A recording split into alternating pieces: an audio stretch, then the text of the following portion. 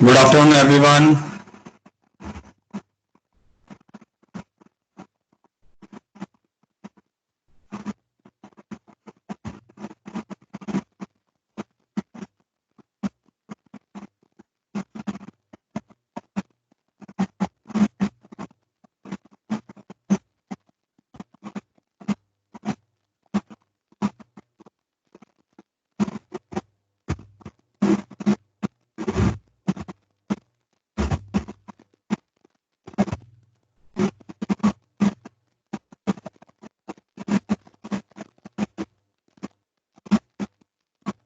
ठीक है, तो मेरे पास ऑलरेडी बच्चों ने जो व्हाट्सएप किया था या और किसी ने मैसेज भी किया था, यहाँ पे टीम में ही कर दिया था, तो वो सब डाउट्स लिखे हुए हैं। तो हम एक एक करके पहले उन डाउट्स को करेंगे।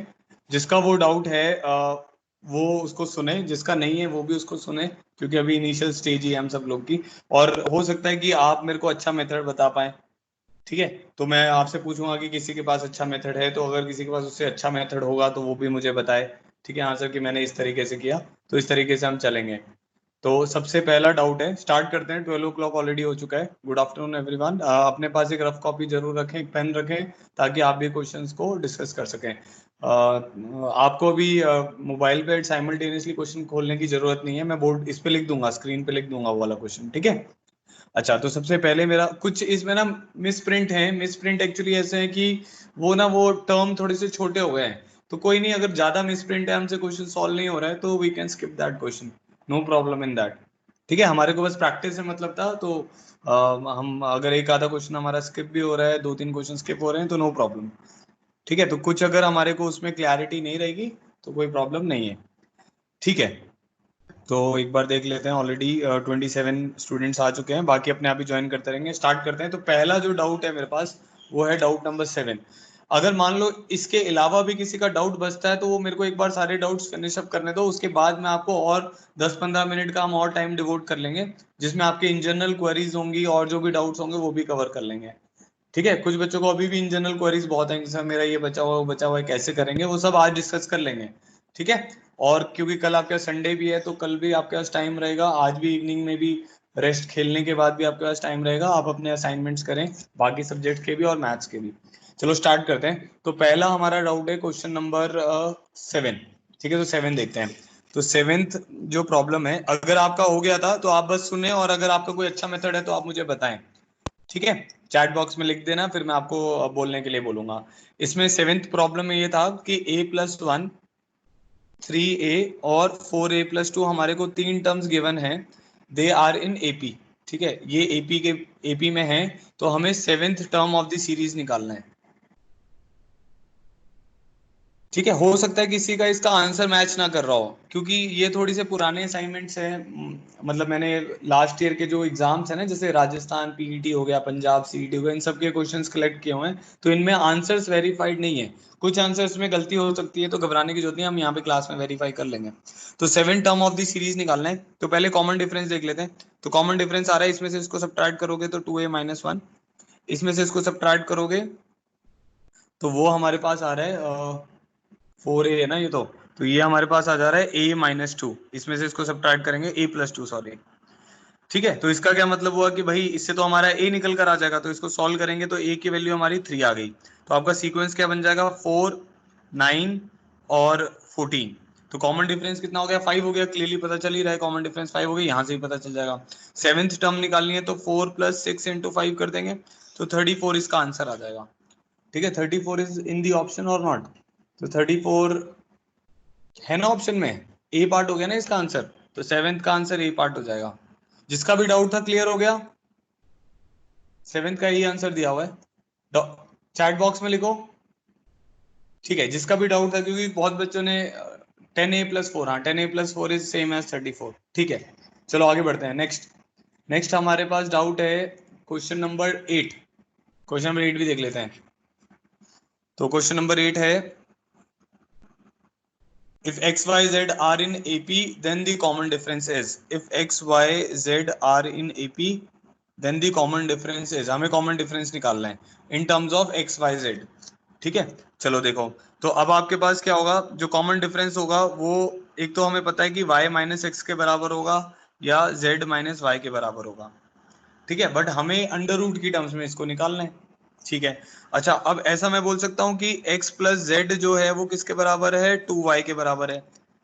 x प्लस जेड किसके बराबर है, 2y के बराबर है। ठीक है, तो ऐसा करते हैं, x को मैं लिख देता हूँ y minus D, y plus D भी, मतलब ऐसा भी लिख सकते हो, x plus D, x plus 2d भी लिख सकते हो।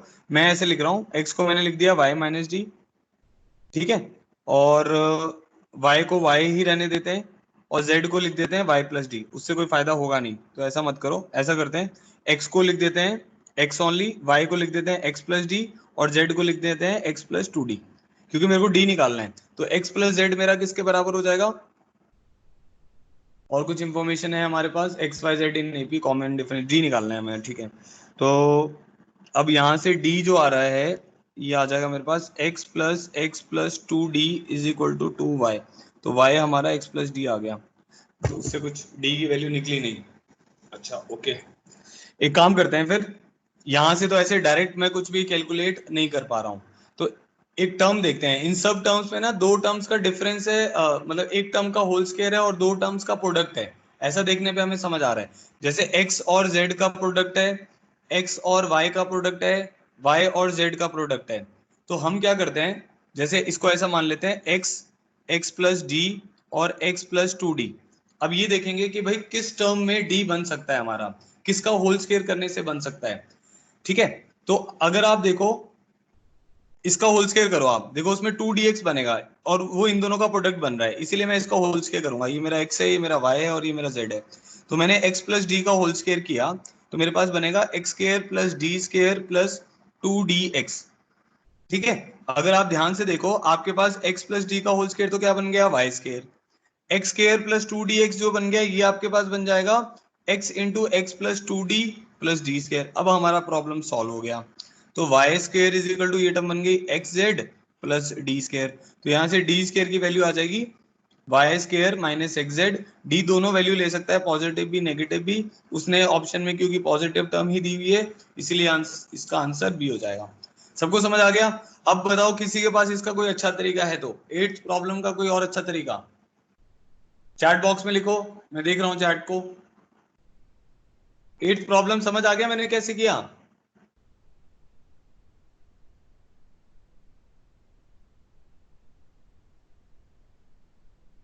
बेटा आप ना ऐसे पिक मत भेजो, उसको तो मेरे को देखने में टाइम लगेगा, वो एक तो पिक भी टेढ़ा है। आप अपना माइक ऑन करके बोल दो कि आपने कैसे किया है। जिसको भी समझ जा रहा है वो, जिसको भी समझ आता जा रहा है वो यस सर वगैरह लिखते रहो, क्लियर लिखते रहो, ऑल क्लियर ऐसे करके लिखते रहो, तो मेरे को पता चलता रहेगा उसको समझ आ गया। 8th problem.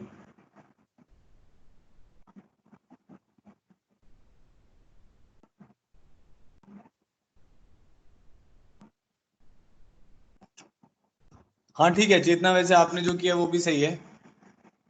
बेसिकली आपको क्या करना था, डी को एलिमिनेट करके एक्स वाई जेड में रिलेशन निकालना था। हाँ अंकित मंगला, क्या प्रॉब्लम है आपको? क्या क्या नहीं समझ आया बताओ।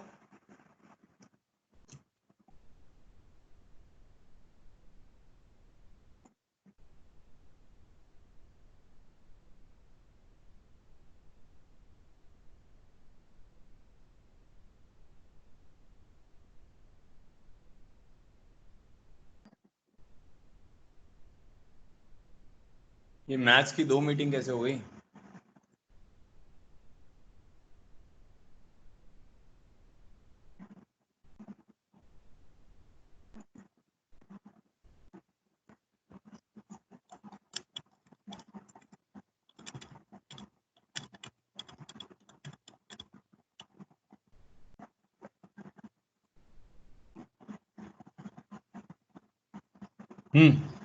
Screen is not visible.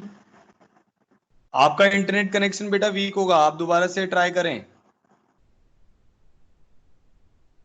मैं एक बार फिर स्क्रीन शेयर कर देता हूँ। बाकी सब बच्चों को समझ आ गया? बेटा हमने क्या किया इस प्रॉब्लम में, देखो ऐसा किया, हमारे पास एक्स वाई जेड थे, तो हमने इसको मान लिया x plus D x plus 2d, क्योंकि एपी में है। ठीक है, तो हमारे पास क्या रिलेशन है। अब मैंने क्या किया, मैंने मेरे को डी निकालना है, तो मैंने क्या किया, वाई स्क्वायर किया, क्योंकि सारे ऑप्शंस में परफेक्ट स्क्वायर टर्म थी ना। हाँ नो प्रॉब्लम, इधर देखो, तो वाई स्क्वायर किया, तो वाई स्क्वायर कितना बनेगा, एक्स प्लस डी का होल स्क्वायर, तो बनेगा x square plus D square plus 2dx।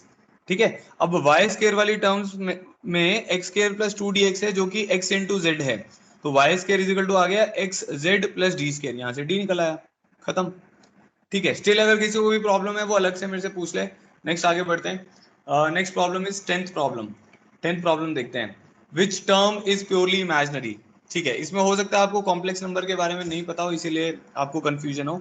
इसमें एक टर्म दिया हुआ है, एपी दिया हुआ है, -8 + 18 iota, -6 + 15 iota, -4 + 12 iota and so on. ये एक एपी चल रहा है और वो कह रहा है कि बताओ कौन सी टर्म इस सीक्वेंस की प्योरली इमेजिनरी होगी। वो जो छोटा सा 5 की पावर में लिखा हुआ है वो एक्चुअली टीएच लिखा हुआ है, 5th 7th 8th और 6th, वो छोटा छोटा सा जो आपको दिख रहा है वो टीएच है। ठीक है, अच्छा, तो अच्छा पहले तो ये डिस्कस कर लेते हैं। जैसे हमारे पास √(-1) जो होता है इसको हम आयोटा बोलते हैं। ठीक है, √(-1) इज नोन एज आयोटा। अब जैसे मान लो आपको इसके रूट निकालने हैं इसी क्वेश्चन के, x² + x + 1 = 0, तो अगर आप इसके रूट्स निकालेंगे तो कितना आएगा, -b plus minus b² - 4ac/2a, तो आपके पास रूट्स आ जाएंगे -1 प्लस माइनस, ये √(-3) जो है इसको हम लिख देंगे √(-1 × 3, तो ये बन जाएगा √3 × √(-1), तो ये बन जाएगा आयोटा √3/2। तो ये जो नंबर होते हैं इनको हम बोलते हैं कॉम्प्लेक्स नंबर। कॉम्प्लेक्स नंबर की डेफिनेशन होती है, बहुत ब्रीफ में बता रहा हूँ, a + आयोटा b को हम कॉम्प्लेक्स नंबर बोलते हैं, जिसमें a भी रियल नंबर होता है, b भी एक रियल नंबर होता है और आयोटा √-1 होता है। z = a + आयोटा b में हम a रियल नंबर होना चाहिए, b रियल नंबर होना चाहिए और आयोटा √-1 होना चाहिए, तो इसको हम बोलते हैं कॉम्प्लेक्स नंबर। ठीक है, अच्छा, तो अब जैसे मान लो मैंने एग्जांपल दिया 2 + आयोटा 3, 2 + आयोटा 3, ये एक कॉम्प्लेक्स नंबर है। z = मैंने बोला 2 - आयोटा √3, ये भी कॉम्प्लेक्स नंबर है, क्योंकि 2 भी रियल नंबर है, √3 भी रियल नंबर है और आयोटा √-1 है। अगर मैंने बोला z = 2, तो इसको 2 को आप लिख सकते हो 2 + आयोटा 0, तो ये रियल नंबर भी है और कॉम्प्लेक्स नंबर भी है। एक्चुअली जो कॉम्प्लेक्स नंबर हैं वो रियल नंबर के सुपर सेट हैं, मतलब रियल नंबर जो है वो कॉम्प्लेक्स नंबर का पार्ट है। जैसे रैशनल नंबर रियल नंबर का पार्ट होता है, ऐसे रियल नंबर जो है वो कॉम्प्लेक्स नंबर का पार्ट है। तो अगर उसका इमेजिनरी पार्ट 0 हो जाएगा तो कॉम्प्लेक्स नंबर रियल नंबर बन जाता है।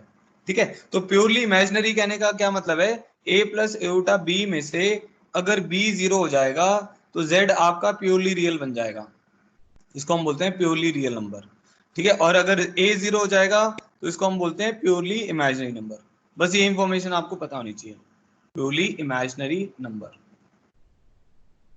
ठीक है, तो अब हम आते हैं दोबारा से इस प्रॉब्लम पे। तो हमारे पास प्रॉब्लम था -8 + 18 आयोटा। ठीक है, ये पहली टर्म है। दूसरी टर्म है -16 + 15 आयोटा।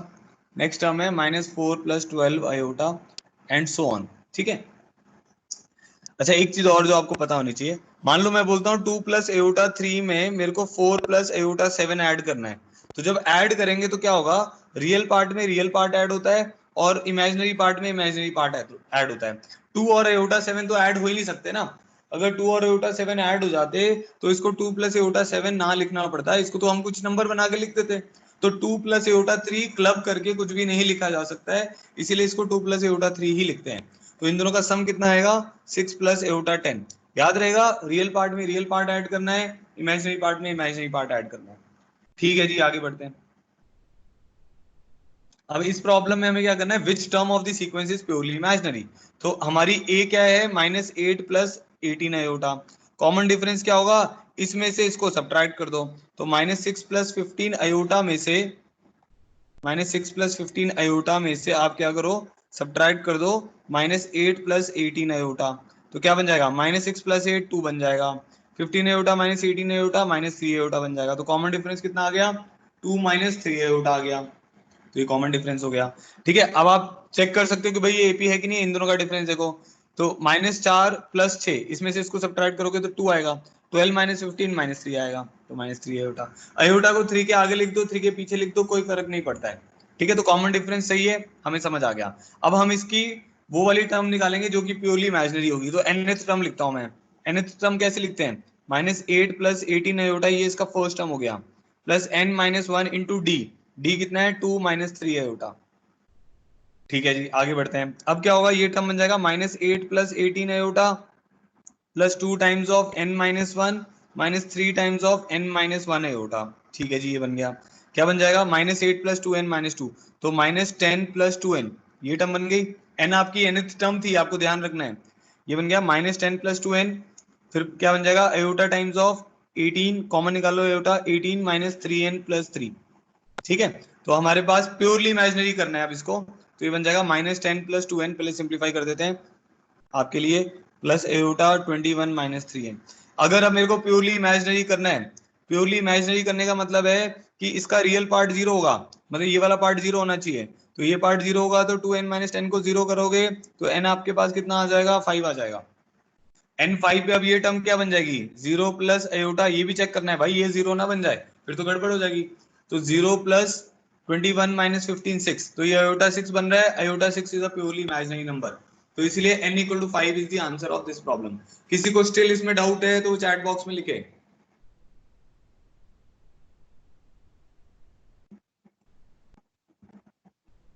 Any problems?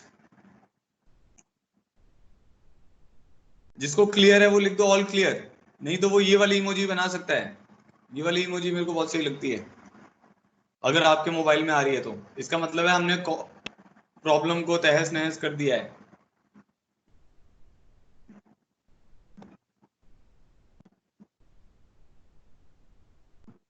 ठीक है, ऑल क्लियर। किसी को कोई डाउट है तो बता दो अभी भी इस प्रॉब्लम में।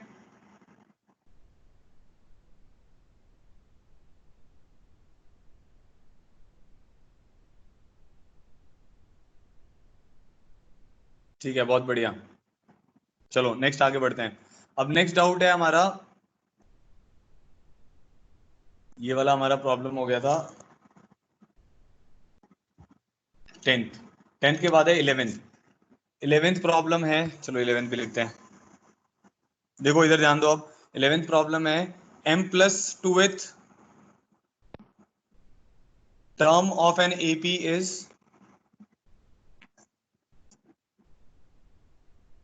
m+2th term of an AP is t m+2th term of an AP is t m+2th minus mth, then it's common difference is. अच्छा, इसका मतलब नहीं समझ आया, इस प्रॉब्लम का मतलब नहीं समझ आया होगा आपको ना।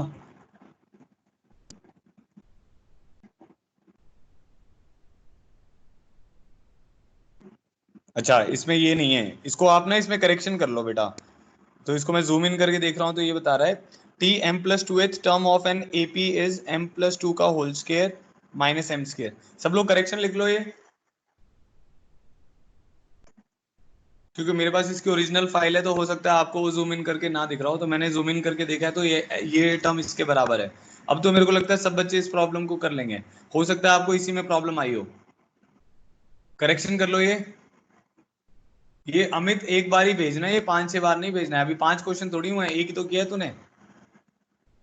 करेक्शन कर लिया सब लोगों ने? टी एम 11th प्रॉब्लम में t m+2th term is equal to m+2 का whole square minus m square. अब इसको सॉल्व करते हैं।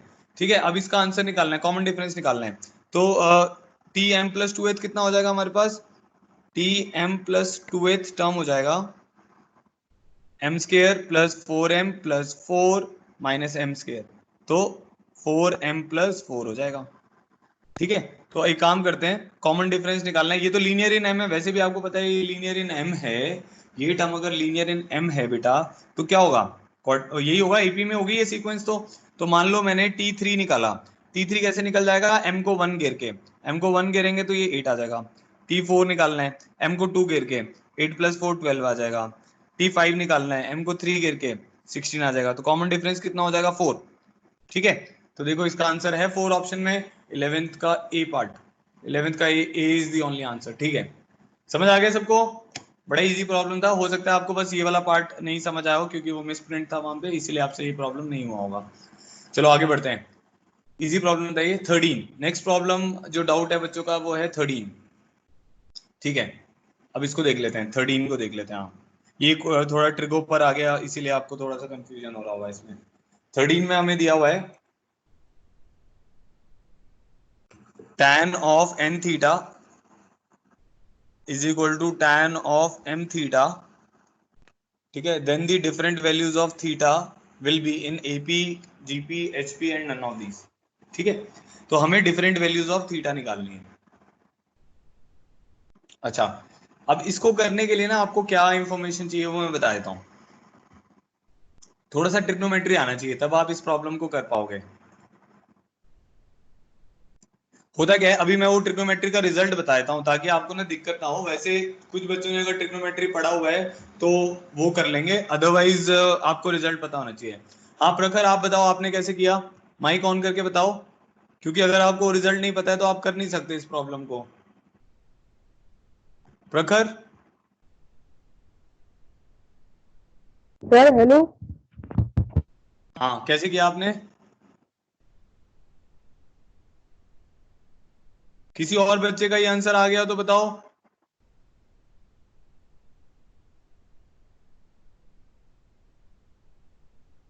किसी का भी नहीं हुआ?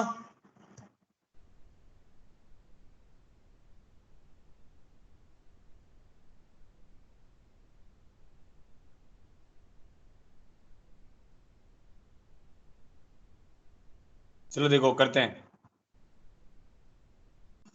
देखो इसको कैसे करना है। अब आपके पास ना एक रिजल्ट होता है tan, अगर मैं लिखता हूं tan alpha is equal to tan beta, तो इसका रिजल्ट होता है alpha is equal to k pi plus beta where k belongs to integer. ठीक है, नहीं भी समझ आएगा, घबराने की जरूरत नहीं है, क्योंकि ये देखो कुछ चीजें तो ऐसी होती हैं मैथ्स में, वो मैंने जैसे आपको बताया ना, उसमें 2-3 चैप्टर लगने लग जाते हैं, तो वहां पे हो सकता है आपसे प्रॉब्लम सॉल्व ना हो, बट घबराना नहीं है, जैसे जैसे हम आगे बढ़ते रहेंगे हमसे प्रॉब्लम सॉल्व होते रहेंगे। तो ये रिजल्ट है alpha is equal to k pi plus beta. तो k की वैल्यू 1 आ जाए, k की वैल्यू 2 भी आ सकती है, 3 भी आ सकती है, 0 भी आ सकती है, -1 भी आ सकती है, -2 भी आ सकती है, -3 भी आ सकती है, एंड सो ऑन। ठीक है, तो हमें अब क्या देखना था इस प्रॉब्लम में कि अगर tan n theta equal to tan m theta है, तो जो थीटा की डिफरेंट वैल्यूज आएंगी, थीटा की वैल्यूज किस में आएंगी, कौन से सीक्वेंस में आएंगी, तो हमने इसकी जगह अब क्या लिख देना है, अल्फा की जगह मेरा कितना आ गया n थीटा, बीटा की जगह मेरा कितना आ गया k pi plus m theta where k belongs to integer. अब आगे देखो, तो आप क्या लिख दोगे, n minus m times of theta is equal to k pi, तो थीटा किसके बराबर आ जाएगा, k pi divided by n minus m where k belongs to integer. अब आप k की वैल्यू गिरना स्टार्ट कर दो, k की वैल्यू 0 गिरोगे तो 0 आ जाएगा, k की वैल्यू 1 गिरोगे तो pi upon n minus M आ जाएगा, ये थीटा की वैल्यूज हैं बेटा। k की वैल्यू 2 गिरोगे तो क्या आएगा, 2 pi upon n minus m, 3 pi upon n minus m, 4 pi upon n minus m, ऐसे चलता रहेगा। ऐसे आप बैक साइड में भी लिख सकते हो। देखने पे क्लियरली समझ आ रहा है, इन सब टर्म्स में कॉमन डिफरेंस है pi upon n minus m, इस इसके पीछे का भी सीक्वेंस है, इसीलिए ये क्या बनेगा, एपी बनेगा। ठीक है, तो इसका आंसर ए पार्ट आएगा which is AP. All clear है तो ऑल क्लियर लिख दो, या ये वाली इमोजी बना दो, जिसका मतलब है कि हमने क्वेश्चन को तहस नहस कर दिया है।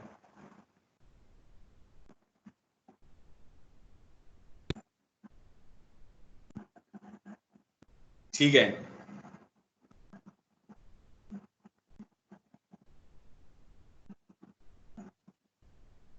ठीक है, चलो बहुत बढ़िया, आगे बढ़ते हैं हम। नेक्स्ट प्रॉब्लम है हमारे पास, ये हो गया 13। 13 के बाद नेक्स्ट प्रॉब्लम है हमारे पास 16। 16 पे आते हैं चलो। ये वही डाउट है जिन बच्चों ने मुझे डाउट्स अपने व्हाट्सएप पे भेजे थे, जिसने नहीं भेजे हैं वो क्लास के लास्ट में मेरे से पूछ सकता है। 16 देखते हैं। 16th टर्म में क्या है, the sixth term of an AP, ऐसे लिखा हुआ है, T6 of an AP is equal to 2, the value of the common difference of the AP, हमें कॉमन डिफरेंस की वैल्यू निकालनी है, which makes product A1 A4 A5 least. ठीक है, ये प्रॉब्लम है। ठीक है, सिक्स्थ टर्म ऑफ एपी अगर 2 के बराबर है, एपी में वो बात कर रहा है कि भाई sixth term of AP is 2, तो हमें डी की वैल्यू निकालनी है, कॉमन डिफरेंस ऑफ एपी निकालना है which makes product A1 A4 A5 least. A1 A4 A5 कहने का मतलब है फर्स्ट टर्म, फोर्थ टर्म और फिफ्थ टर्म का प्रोडक्ट को लीस्ट बनाना है। मतलब ये प्रोडक्ट हमारा क्या बनना चाहिए, लीस्ट बनना चाहिए। तो कर लेते हैं। T6 आपका किसके बराबर होगा, A1 प्लस 5D के बराबर होगा। T6 किसके बराबर होगा, A1 प्लस 5D। इसकी वैल्यू हमारे पास किसके बराबर है, 2 के बराबर है। ठीक है, तो हमें D की वैल्यू ही निकालनी है। तो अभी आगे देखते हैं। तो हमारे को अब ये जो प्रोडक्ट है A1 A4 A5 इसको लीस्ट करना है। तो इस प्रोडक्ट को P लिख लेते हैं which is A1 A4 A5। ठीक है जी, A1 मेरा तो A1 ही लिख देता हूँ इसको, A4 को लिख देता हूँ A1 प्लस 3D, A5 को लिख देता हूँ A1 प्लस 4D। ये बात समझ आ गई। A1 को मैंने लिख दिया A1 ओनली, A4 को लिख दिया A1 प्लस 3D, A5 को लिख दिया A1 प्लस 4D। अब हमें क्या करना है, इस प्रोडक्ट को लीस्ट बनाना है। चलो जी, D की वैल्यू कितनी आ सकती है, यहां से आ जाएगी 2 minus A1 divided bye 5। D की वैल्यू यहां से आ गई 2 माइनस A1 डिवाइडेड बाय 5। तो यहां से आ जाएगा A1 times of A1 plus 3D, तो 3 times of 2 minus A1 divided bye 5, A1 plus 4D 4 times of 2 minus A1 divided bye 5। देखो कभी भी किसी भी एक्सप्रेशन को जब लीस्ट और मिनिमाइज और मैक्सिमाइज करते हैं तो हमें उस वैल्यू को ना एक वेरिएबल में लेके आना होता है। किस में लेकर आना होता है, एक वेरिएबल में। अब हो सकता है ए को उसमें ले आओ, डी को ए में ले आओ, या ए को डी में ले आओ। तो अब जब मैं इसको ना इस एक्सप्रेशन को ए में लेके आ रहा हूं तो थोड़ी सी मुश्किल सी टर्म बन रही है। अब एक काम करते हैं, साथ में डी में भी लाने की कोशिश करते हैं। मैं पहले ए में इसीलिए लेकर आया ताकि आपको मैं शो कर सकूं कि ये थोड़ी सी टर्म मेरे लिए एलसीएम एलसीएम लेके मुश्किल सी बनेगी। अब मैं डी में लेके आता हूं। देखो डी में लाने के लिए मेरे को A1 को क्या पुट करना पड़ेगा, 2 माइनस 5D। तो A1 को मैंने पुट किया 2 माइनस 5D, यहाँ पे A1 को मैंने पुट किया 2 माइनस 5D प्लस 3D, यहाँ पे मैंने A1 को पुट किया 2 माइनस 5D प्लस 4D।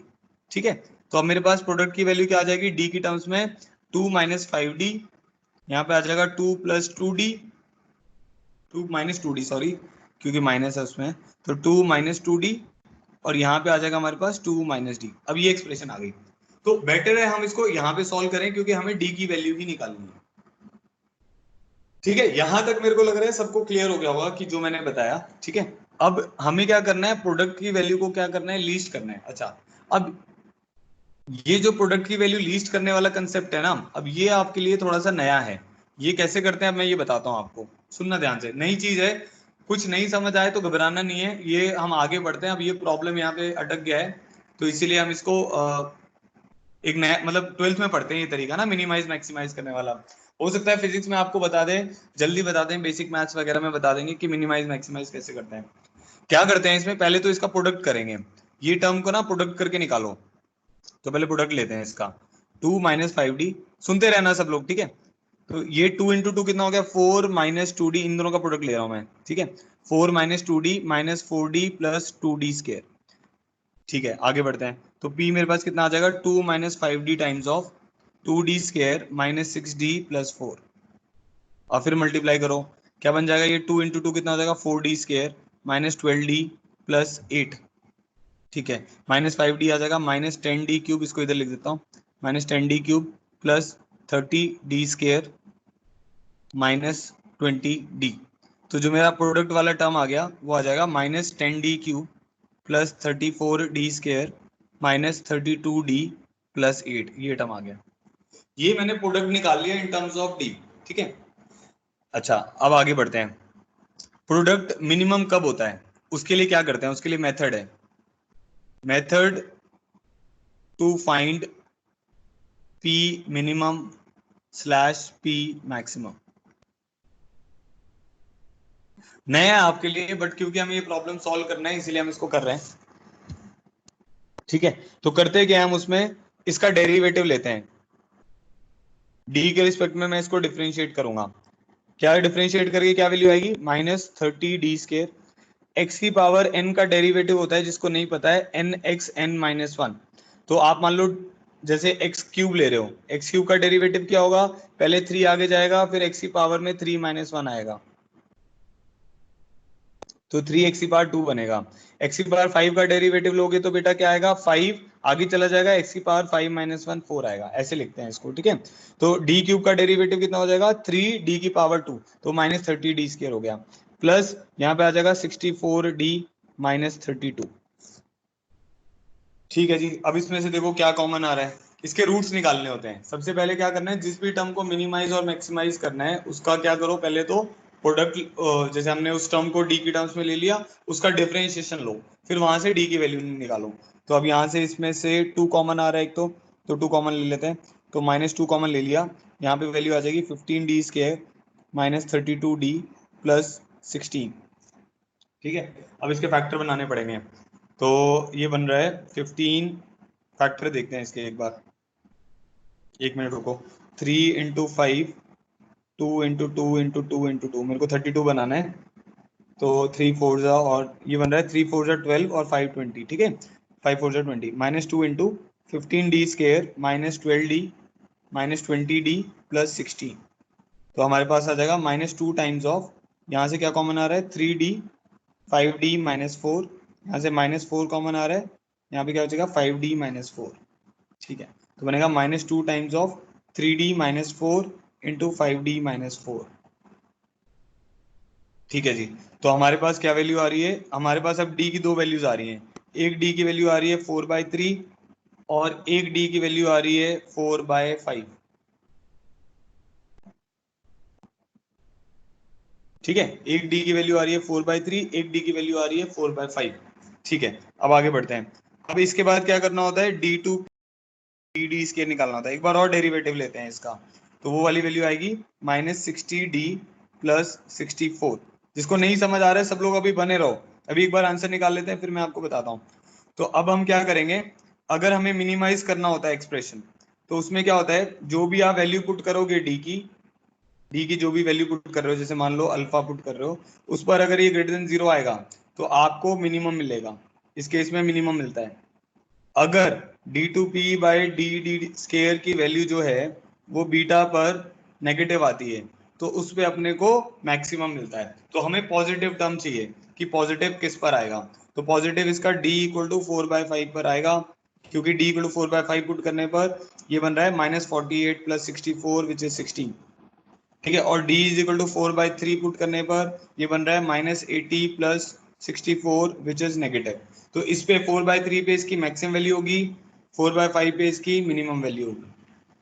ठीक है, तो इसका आंसर आना चाहिए 4/5।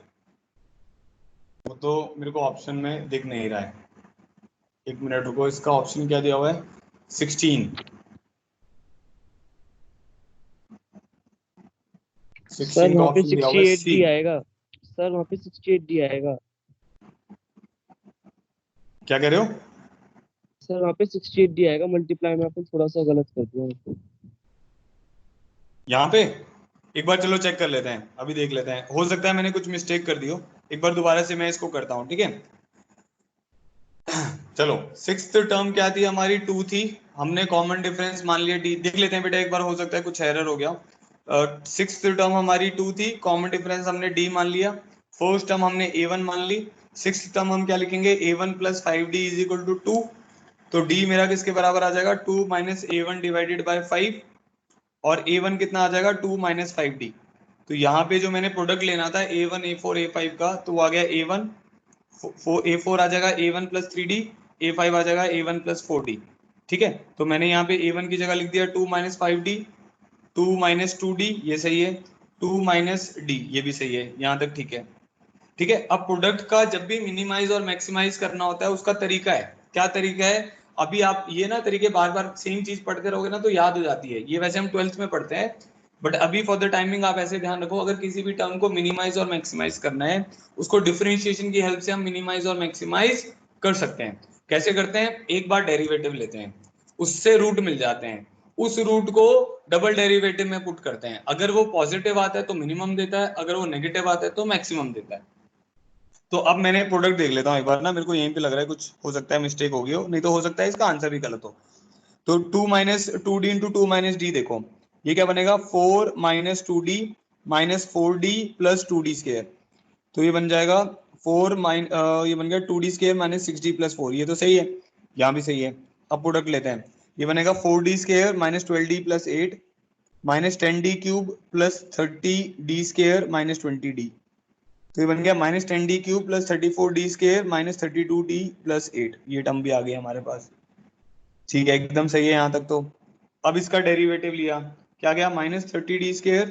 हाँ यहाँ पे गलत किया है, देखो जब हम डेरिवेटिव लेंगे ना बेटा, यहाँ पे थोड़ी सी गलती हो गई बेटा, देखो इसको रब करना पड़ेगा यहाँ से, वो ना 64 लिख दिया, वो 68 बनेगा। ठीक है, देखो इसका डेरिवेटिव लोगे तो क्या आएगा, 3 आगे जाएगा -30d², इसका डेरिवेटिव लोगे तो कितना आएगा 68d, इसका डेरिवेटिव कितना आएगा -32, ये एक्सप्रेशन बनेगी हमारे पास। मैंने यहाँ पे ना 64 लिख दिया था, वो हो सकता है मैंने जल्दबाजी में इधर उधर 2 को मल्टीप्लाई कर दिया। चलो ठीक है, कोई नहीं, आगे बढ़ते हैं। अब -2 कॉमन निकालो, आपका रिवाइज हो जाएगा। देखो 15d², यहाँ पे कितना आ जाएगा 34d, यहाँ पे कितना आ जाएगा +16। ठीक है, अब फिर देखते हैं, अब 34 बनाना पड़ेगा हमें। ठीक है, तो 34 बनाना है तो ये क्या बनेगा 15, 3 × 5। ठीक है, और 34 क्या बनेगा 2 × 17, नहीं 16 था ना, सॉरी 16 को क्या बनाएंगे 2 × 2 × 2 × 2। अब आपको ना 34 बनाना है, तो 34 देखो कैसे बन रहा है, 30 और 4 से बन जाएगा। हाँ ये बन रहा है ना, 5 2 10, 30 और 8 बन रहा है, नहीं 30 और 4 से नहीं बनेगा, 10 और 24 से बन जाएगा। देखो 10 और 24 से बन जाएगा, ये कैसे पता चला, 3 × 5, 2 × 2 × 2 × 2, तो 5 2 10 कर लिया और 3 8 24 कर लिया, तो ये बन जाएगा -2 times of 15d² -24d -10d plus 16। ठीक है, अब क्या बनेगा -2 टाइम्स ऑफ 3d कॉमन निकाला, यहाँ पे बचेगा 5d -8। ठीक है, -2 कॉमन निकाला, 5d -8। ठीक है, तो ये बन रहा है -2 टाइम्स ऑफ 3d -2 × 5d -8, ये टर्म बन गई। ठीक है, अब दोबारा से आते हैं, इस पूरे को रब कर देते हैं एक बार।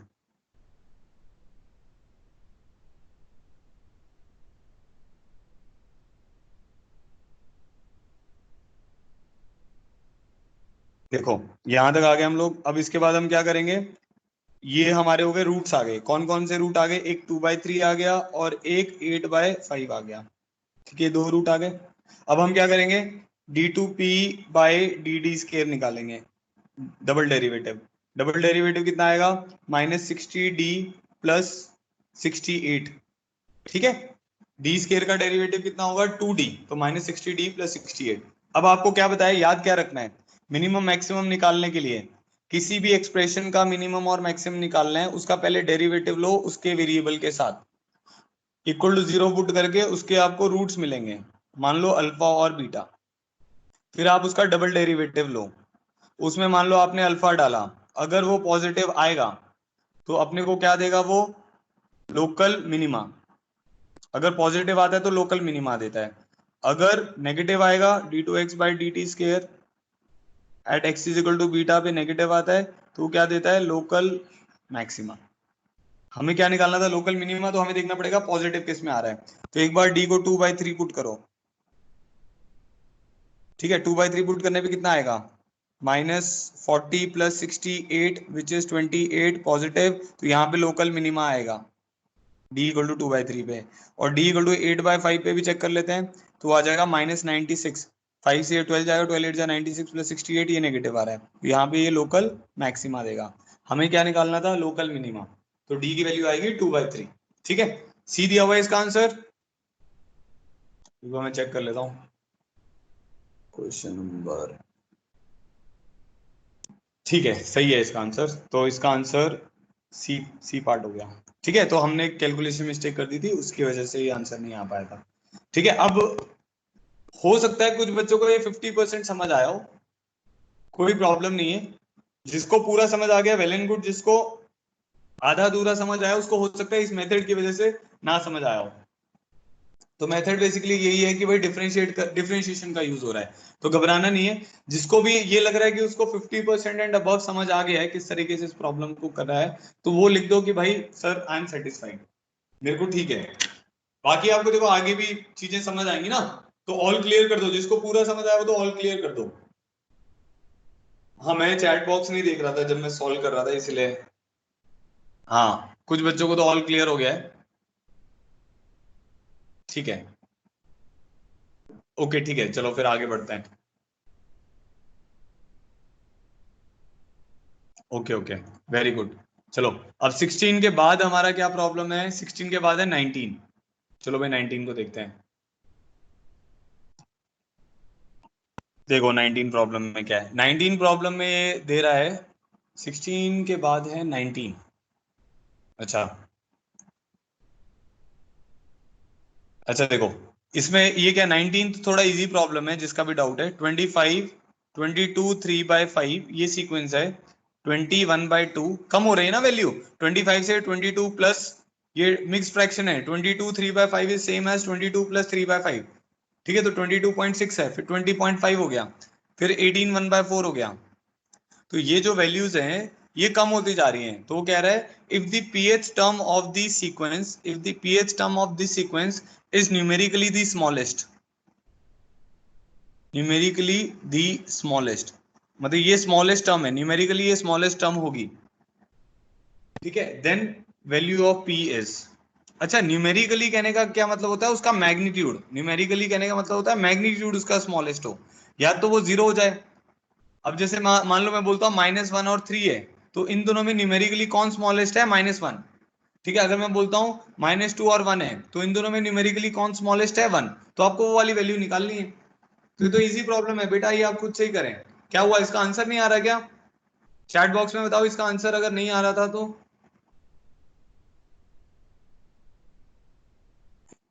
वरुण बेटा ये ऐसा नहीं डालना है, ये जो आप वीडियो वगैरह डाल रहे हो ना, ये टाइम वेस्ट करेगा। आपको मैंने जो बोला है बस वही करना है, या तो ऑल क्लियर लिखो या इमोजी डालो बस, और इमोजी भी जो मैंने बोली है वही डालनी है, नहीं तो आपको मैं ब्लॉक कर दूंगा। अलग से कुछ नहीं करना है, हाँ, जो मैं बोलूंगा वही करना है। अभी मुझे ये बताओ, ये जो क्वेश्चन नंबर जो मैंने लिखा हुआ है 19, अच्छा इसमें कॉमन डिफरेंस सेम नहीं आ रहा है, ओके।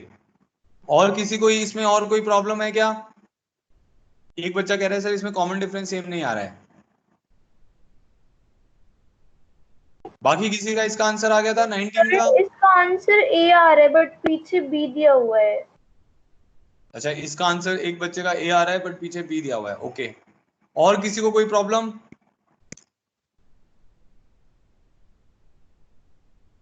अवनी को प्रॉब्लम है, कॉमन डिफरेंस है। बाकी चिराग आपका आ गया आंसर इसका?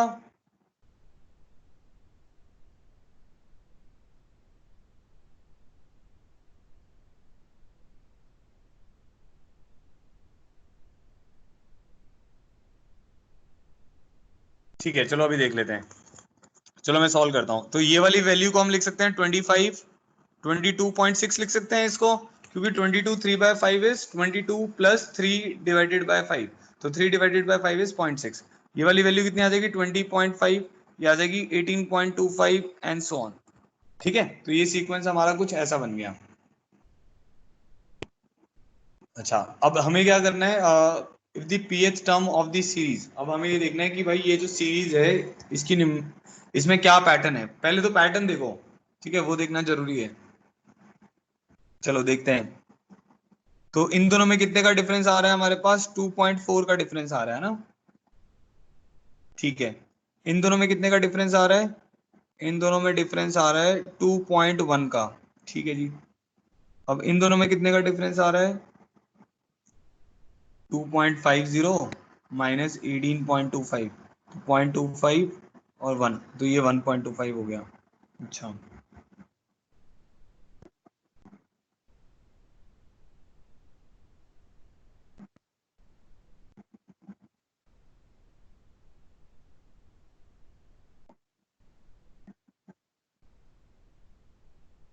हाँ इसमें जो है इस सीक्वेंस में कुछ गड़बड़ है।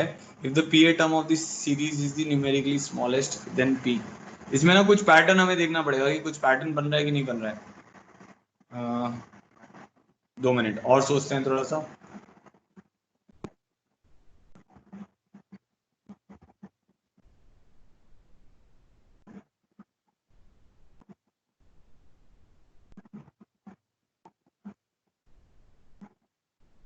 हम्म,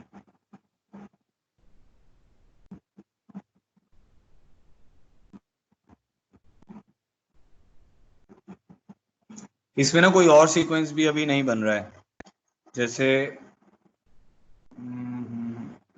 HP ना बन रहा हो ये ना, ये भी देखना पड़ेगा।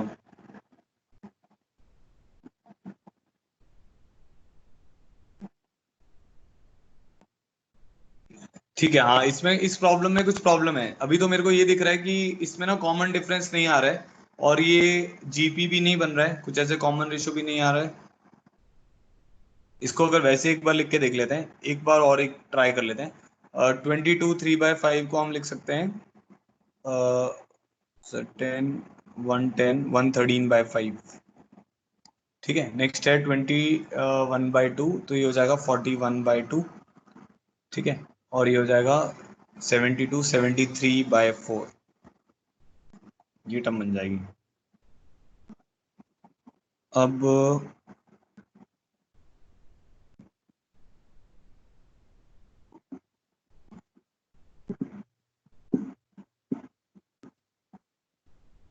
1/25, 5/113, 2/41, 4/73। ठीक है, हाँ अभी तो इसमें कुछ भी ऐसा कॉमन डिफरेंस नहीं आ रहा है। ठीक है, तो ये कोई भी सीक्वेंस अभी नहीं बन रहा है। तो ठीक है, फॉर द टाइमिंग इसको 19 को स्किप कर देते हैं, मैं देखूंगा इसमें जो भी एरर मिलेगा मैं आपको बता दूंगा। ठीक है, इसको लिख लेते हैं। तो ये AP तो नहीं बन रहा, क्लियरली ये हमें समझ आ रहा है, या तो कोई एक आधी टर्म मिसिंग है इसमें, या इसने कुछ मिस्टेक कर दी है इसमें ना। ठीक है, इसको देख लेंगे, इसको फिर नेक्स्ट क्लास में डिस्कस कर लेंगे, या मैं लेक्चर में डिस्कस कर लूंगा। ठीक है, तो अभी तो ये फॉर द टाइमिंग AP नहीं बन रहा है, और AP नहीं भी बन रहा हो तो हमें एक पैटर्न मिलना बहुत जरूरी है बेटा। देखो पैटर्न भी नहीं मिल रहा है इसमें, अगर इन दोनों के डिफरेंस देखेंगे तो 0.3 है, बट इन दोनों का डिफरेंस ज्यादा हो गया। ठीक है, 0.85 के आसपास हो गया। तो वो अगर आपके पास एक डिफरेंस का पैटर्न, कुछ ना कुछ पैटर्न आना चाहिए, तभी हम जज कर पाएंगे ना कि उसका आगे वाला टर्म क्या है। तो वो पैटर्न नहीं आ रहा है। अब जैसे अगर आप फर्स्ट टर्म भी देखोगे इसमें, तो जैसे फर्स्ट टर्म इसकी 25 है, तो इसमें भी पैटर्न नहीं है। जैसे यहाँ 22 20 18 आ रहा है, तो यहाँ पे भी कुछ पैटर्न होना चाहिए था। या तो ऐसा होना चाहिए था कि ये टर्म ऐसा होता 24+1, 22+3/5, 20+1/2, 18+1/4। तो ये जो दूसरी टर्म चल रही है ना, इसमें भी एक पैटर्न होना चाहिए। जैसे फर्स्ट टर्म में 2 का गैप चल रहा है, बट जो दूसरी टर्म है उसमें कोई पैटर्न नहीं मिल रहा है। जैसे वो टर्म ऐसी बन रही है ना 1 3/5 1/2 1/4, उसमें भी कोई भी पैटर्न नहीं है, इसीलिए इसका पैटर्न अभी गेस नहीं हो पा रहा है। तो इसमें इस प्रॉब्लम में कोई मिस्टेक है, शायद प्रिंटिंग मिस्टेक वगैरह है, वो मैं आपको चेक करके बताऊंगा। चलो अब आगे बढ़ते हैं। ठीक है, अभी फॉर द टाइम बिंग 19 को स्किप कर दें सब लोग। नेक्स्ट है हमारे पास 22। 19 का और किसी का कुछ आंसर आया था, वो मेरे को चैट बॉक्स में लिख दो। नहीं वो बेटा ऐसे नहीं मान सकते, क्योंकि क्वेश्चन की जो स्टेटमेंट है ना वो तो यही है, तो इसमें कहीं ना कहीं कुछ मिस्टेक होगी, वो मैं आपको क्वेश्चन चेंज करके दे दूंगा।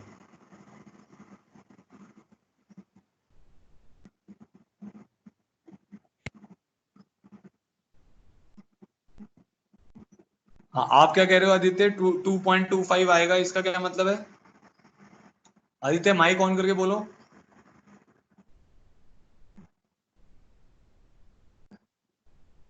सर वो जो आपने 20.5 में से 18.25 माइनस किया था, वो 2.25 आएगा, वो लिख रहे थे बस। नहीं नहीं 2.25 नहीं आएगा। हाँ 2.25 आएगा, सॉरी। अच्छा ओके, तो यहाँ कॉमन डिफरेंस कितना हो रहा है? 0.3, और इन दोनों कॉमन डिफरेंस ये तो नेगेटिव हो गया फिर। नहीं इधर माइनस 0.3 आएगा, इधर कॉमन, हाँ वो कॉमन डिफरेंस बन नहीं रहा है, सही है, ठीक है, समझ आ गया। तो इसमें एज सच कोई भी पैटर्न नहीं बन रहा है, इसीलिए हम अभी इसको मैं चेंज करूंगा इस प्रॉब्लम को, फिर आपको देता हूँ। चलो आगे बढ़ते हैं, नेक्स्ट प्रॉब्लम पे आते हैं। नेक्स्ट प्रॉब्लम हो गया हमारा, ये कौन सा प्रॉब्लम था? 20, ये था 19। 19 के बाद बच्चों ने डाउट लिखवाया 22।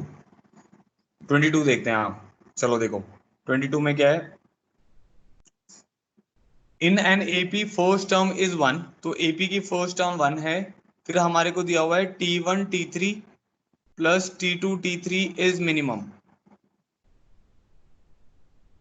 देन कॉमन डिफरेंस, देन हमें डी निकालना है। ठीक है, अगर एपी का फर्स्ट टर्म 1 है, T1 T3 प्लस T2 T3 मिनिमम करना है, तो हमें कॉमन डिफरेंस निकालना है। ठीक है, तो चलो इसको सॉल्व करते हैं अब। अब वही है, फर्स्ट टर्म 1 है तो T1 हमारा कितना हो जाएगा, 1 हो जाएगा। T2 हमारा कितना हो जाएगा, 1 प्लस डी हो जाएगा। और T3 हमारा कितना हो जाएगा, 1 प्लस 2d हो जाएगा। ऐसा मान लेते हैं इसको, और हमें कॉमन डिफरेंस ही निकालना है। तो हमारी जो एक्सप्रेशन है उसको कैपिटल X मान लेते हैं। This is T3 times of T1 plus T2। ठीक है, तो T3 हमारा कितना हो गया, 1 प्लस 2d। और T1 प्लस T2 कितना हो जाएगा हमारे पास, 2 प्लस डी। अब ये क्वाड्रेटिक बन गई ना, तो क्वाड्रेटिक सॉल्व करना तो आता है हम लोग को। ये बन जाएगा 2d square plus 4d plus d plus 2। तो ये बन जाएगा 2d square plus 5d plus 2। तो जिसने क्वाड्रेटिक पढ़ा हुआ है, हमने क्वाड्रेटिक के भी कुछ लेक्चर्स लिए थे, तो उसको पता होगा कि इस पैराबोला का मिनिमम वैल्यू जो आता है वो माइनस बी बाई 2a पे आता है। तो ये जो वर्टेक्स होता है इस पे मिनिमम आता है minus b by 2a minus d by 4a पे। जिसको नहीं पता तो वो अभी जैसे मैंने बताया था वैसे सॉल्व करते हैं। क्या करें, पहले डेरिवेटिव निकालते हैं। तो डेरिवेटिव निकाल लो। डेरिवेटिव कितना आएगा, 4d प्लस 5। तो d की वैल्यू कितनी आ गई, माइनस 5/4। ठीक है, फिर डबल डेरिवेटिव निकालो, एक बार और डिफरेंशिएट करो। तो एक बार और डिफरेंशिएट करोगे तो कितना आ गया, 4 पॉजिटिव। मतलब इस रूट के ऊपर ये हमेशा पॉजिटिव रहेगा, तो इसलिए उस पर क्या आएगा, हमेशा पॉजिटिव रहेगा तो क्या आएगा, लोकल मिनिमा आएगा, या मिनिमा बोल सकते हो आप इसको। तो मिनिमम वैल्यू आएगी। तो डी की कौन सी वैल्यू पर मिनिमम वैल्यू आ रही है, -5/4 पर। ठीक है, देखो इसका आंसर यही दिया हुआ है। तो 22 का आंसर होना चाहिए -5/4। ठीक है जी, देख लेते हो एक बार आंसर। क्लियर हो गया सबको?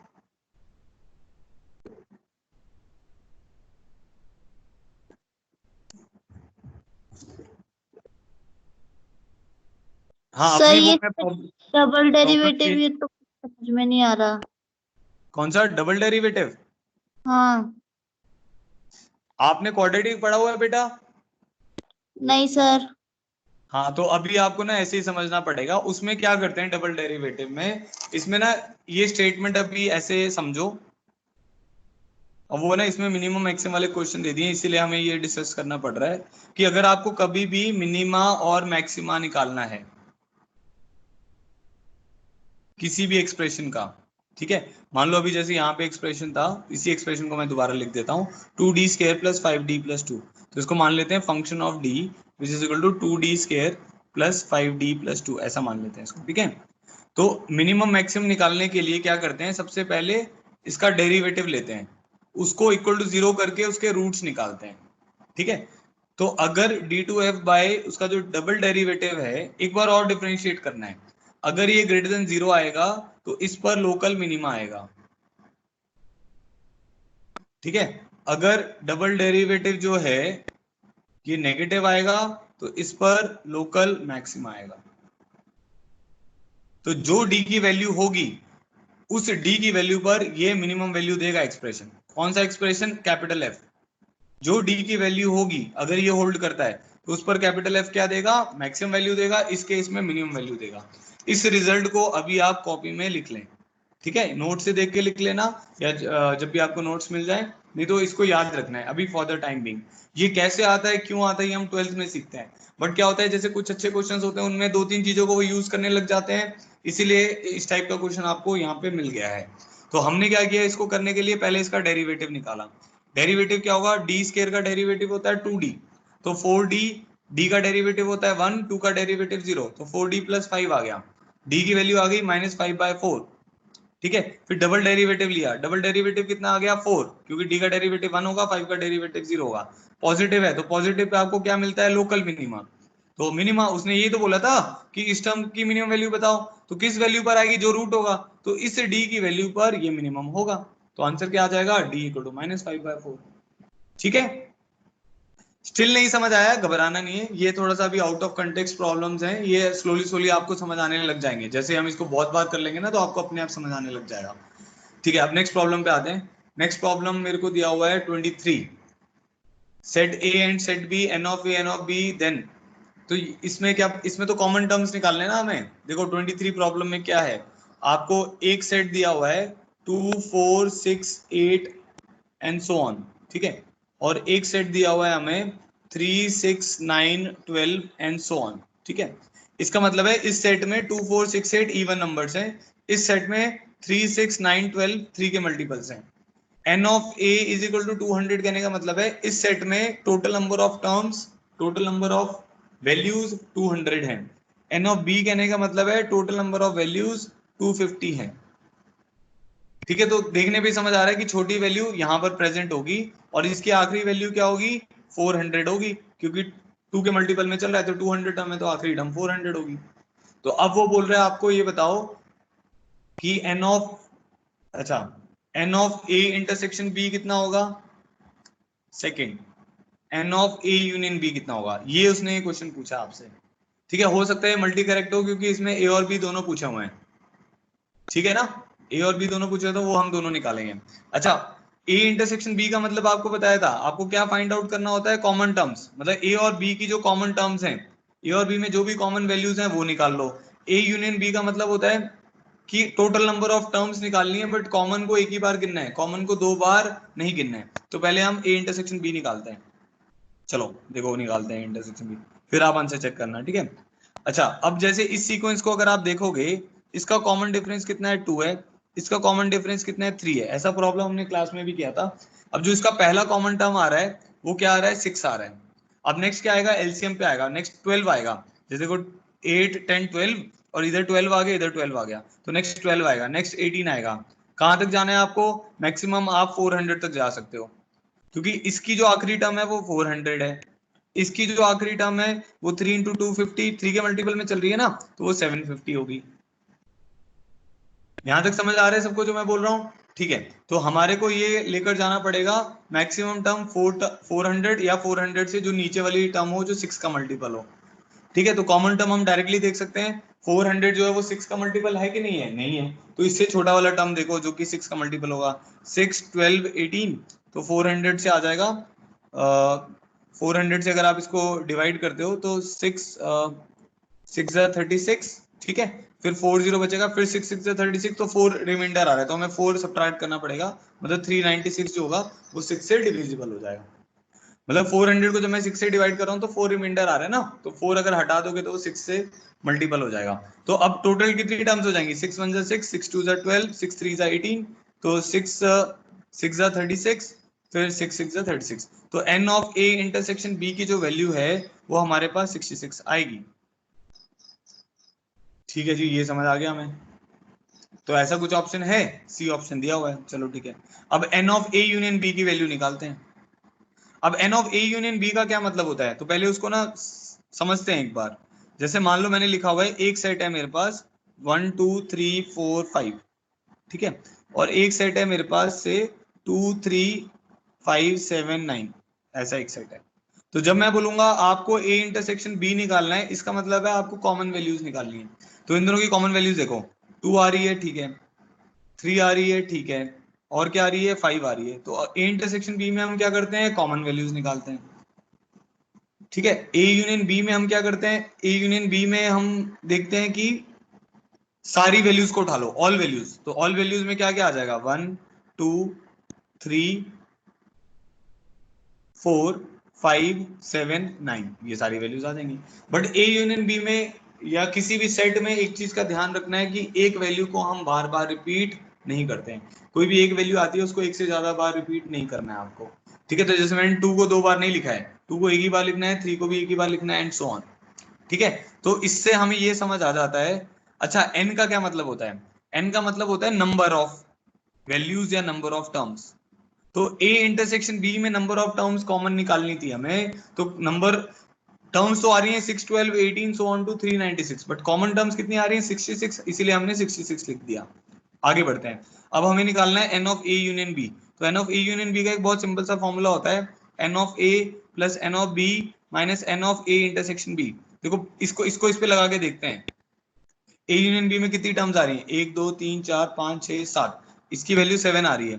एन ऑफ ए में कितनी आ रही है, 1 2 3 4 5, एन ऑफ ए में 5 वैल्यू आ गई। एन ऑफ बी में 1 2 3 4 5 5। अब क्या हुआ, जब आपने एन ऑफ ए और एन ऑफ बी को ऐड कर दिया ना, तो ये जो 2 है, ये जो 3 है और ये जो 5 है, ये 2 बार गिन गए।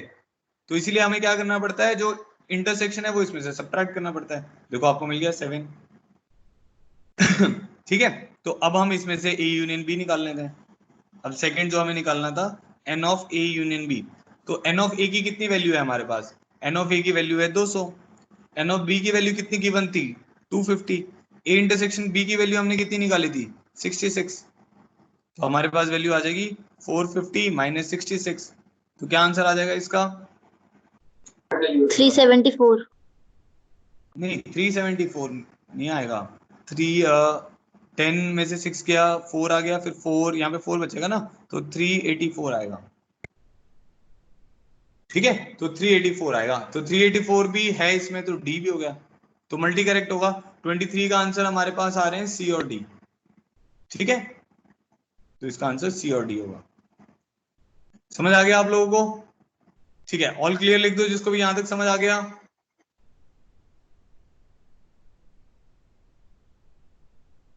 एक ही बच्चे को समझ आया, बाकियों को नहीं आया? ठीक है ठीक है ठीक है, चलो बहुत बढ़िया। नेक्स्ट आते हैं, नेक्स्ट हो गया हमारा, ये हो गया 23। नेक्स्ट आते हैं 38।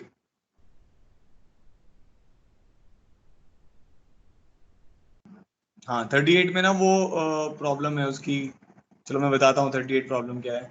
हाँ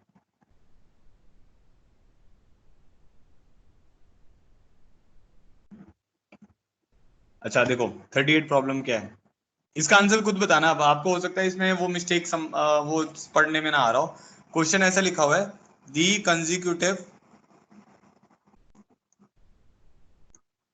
consecutive odd integers whose sum is 45 square minus 21 square, वो पावर में 2 है, ये बताना है। चैट बॉक्स में लिख के बताओ कैसे करेंगे, जिसको समझ आ रहा है। आपको ये देखना है कौन से कंसेक्यूटिव ऑड इंटीजर्स हैं जिनका सम होगा 45 स्क्वायर माइनस 21 स्क्वायर।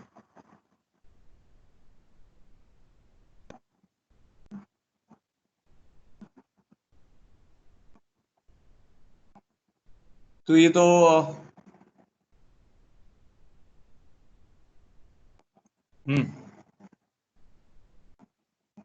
ठीक है, बहुत बढ़िया। अब नेक्स्ट वाले प्रॉब्लम पे आ जाओ।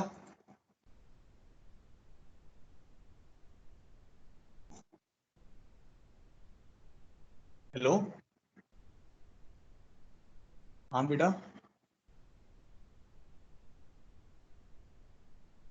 हाँ बेटा, मैं अभी तुम्हें अभी क्लास में हूँ, थोड़ी देर में बात करता हूँ, ठीक है?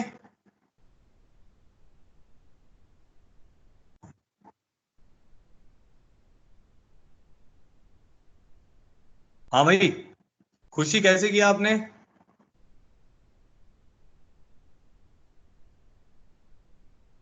माइक ऑन करके बताओ बेटा कैसे किया।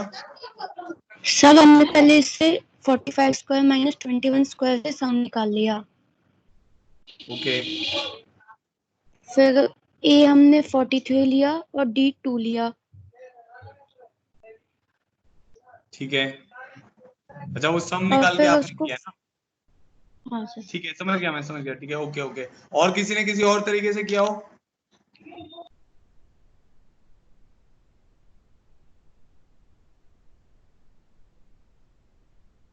देखो अभी ये प्रॉब्लम इजी सा है, आपको बस क्या करना है, 43 से लेकर आपको ये देखना है ना, देखो सारी टर्म्स के इनिशियल टर्म 43 हैं, तो आपको अभी ये देखना है 43 45 ऐसे करते करते कितने एन टर्म्स का सम इसके बराबर हो रहा है।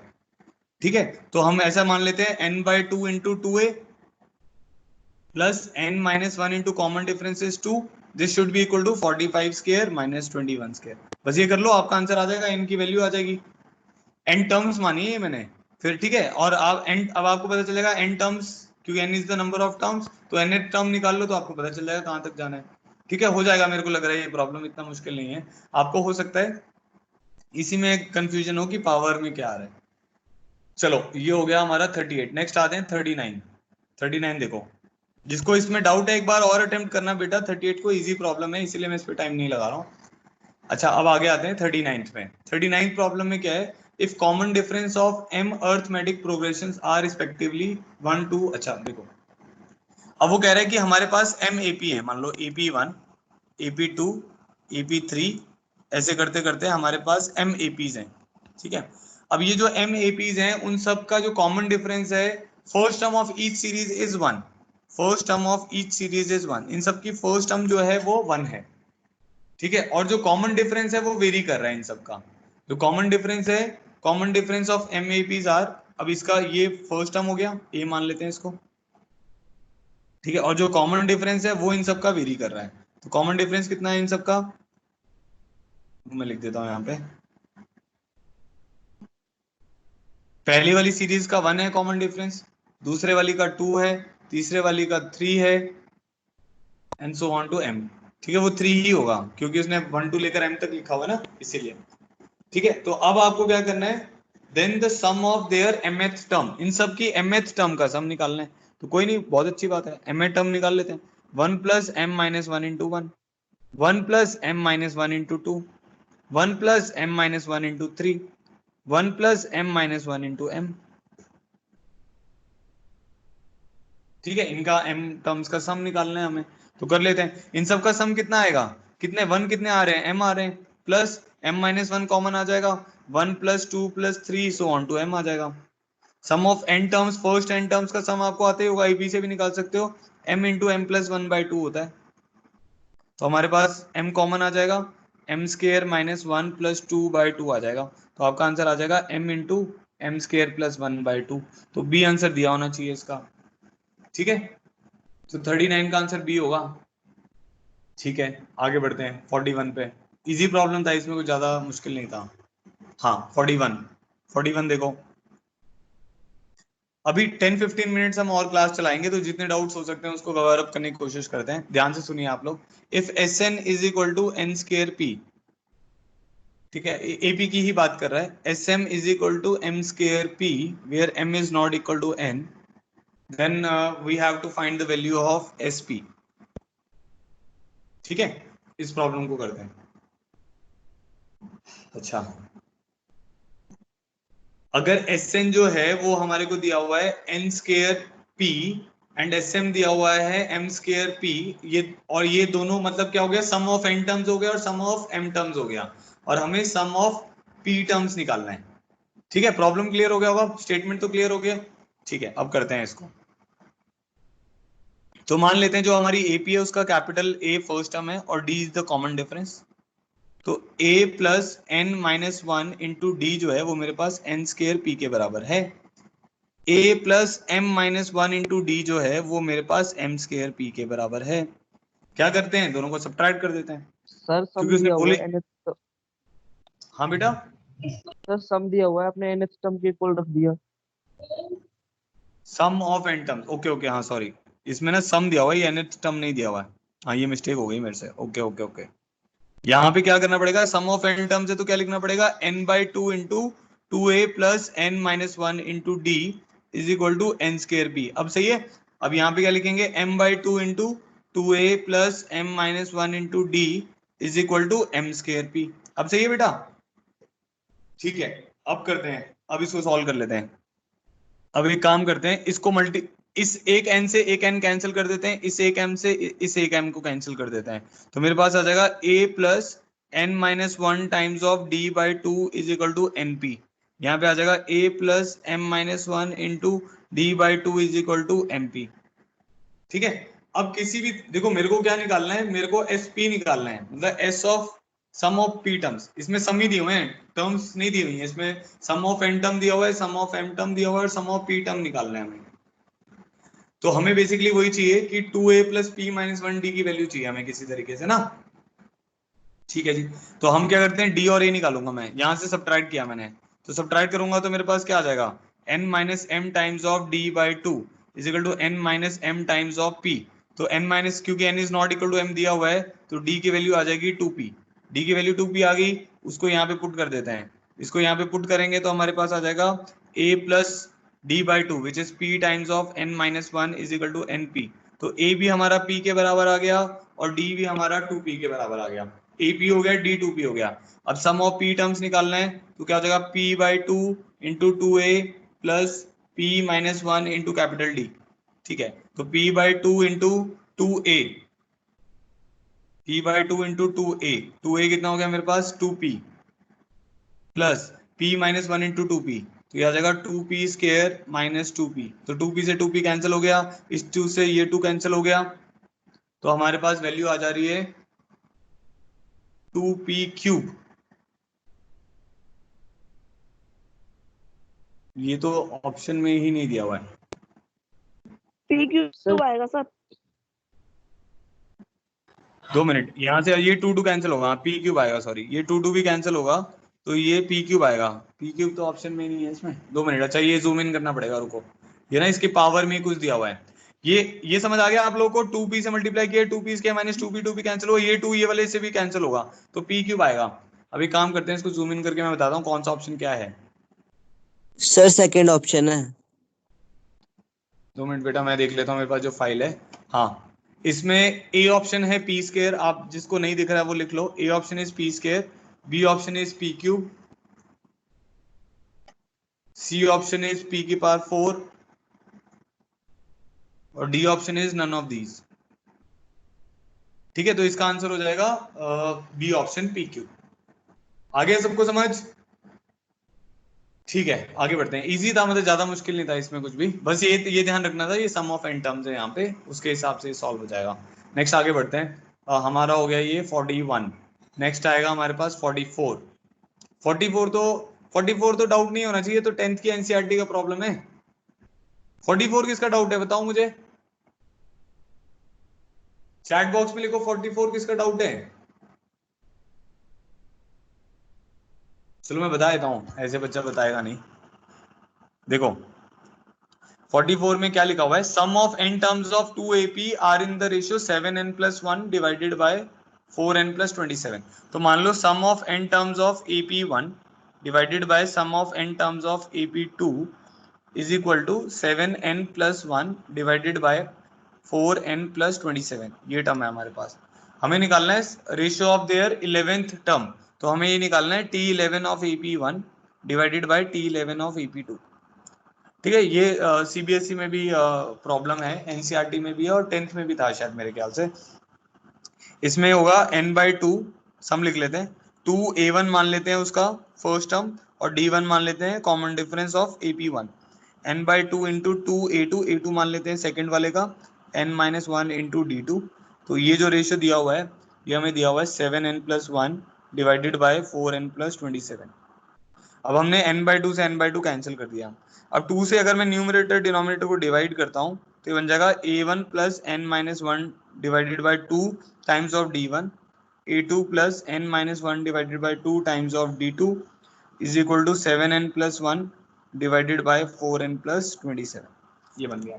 अब अगर आपको 11th टर्म का रेशियो चाहिए तो आपको क्या टर्म चाहिए, a1 प्लस, कैपिटल में लिया हुआ है हमने, a1 प्लस 10d1 चाहिए होगा, और यहाँ पे क्या चाहिए होगा, a2 प्लस 10d2, मतलब ये वाली वैल्यू चाहिए हमें। तो हमें ये समझ आ गया कि n-1/2 को हमें 10 पुट करना है, तो n हमारे पास कितना आ जाएगा 21।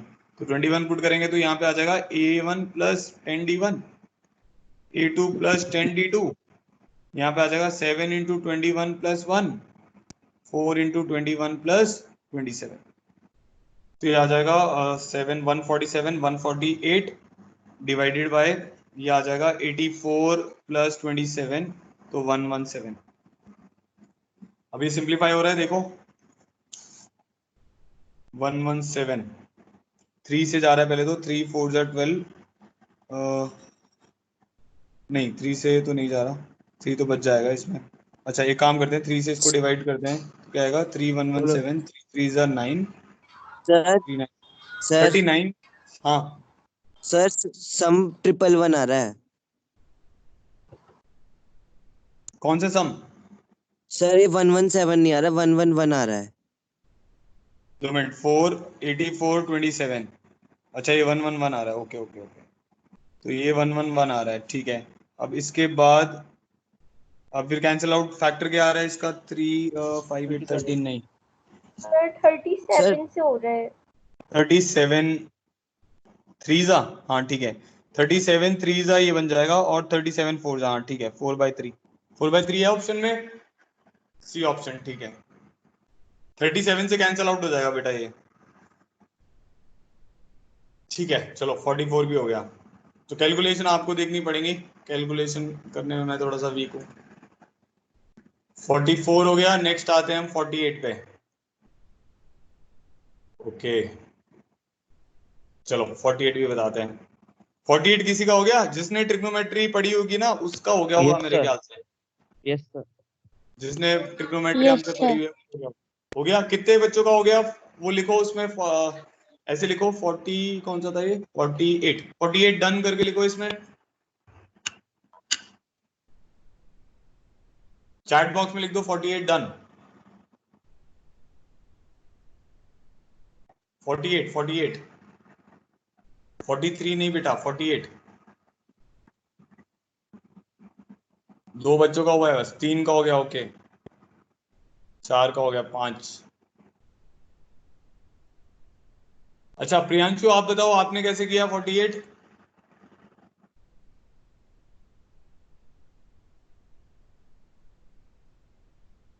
आपने तो पढ़ा ही नहीं है ट्रिग्नोमेट्री, आपने कैसे किया बताओ? प्रियांशु माइक को ऑन करके बोलो, या प्रवीण आप बताओ।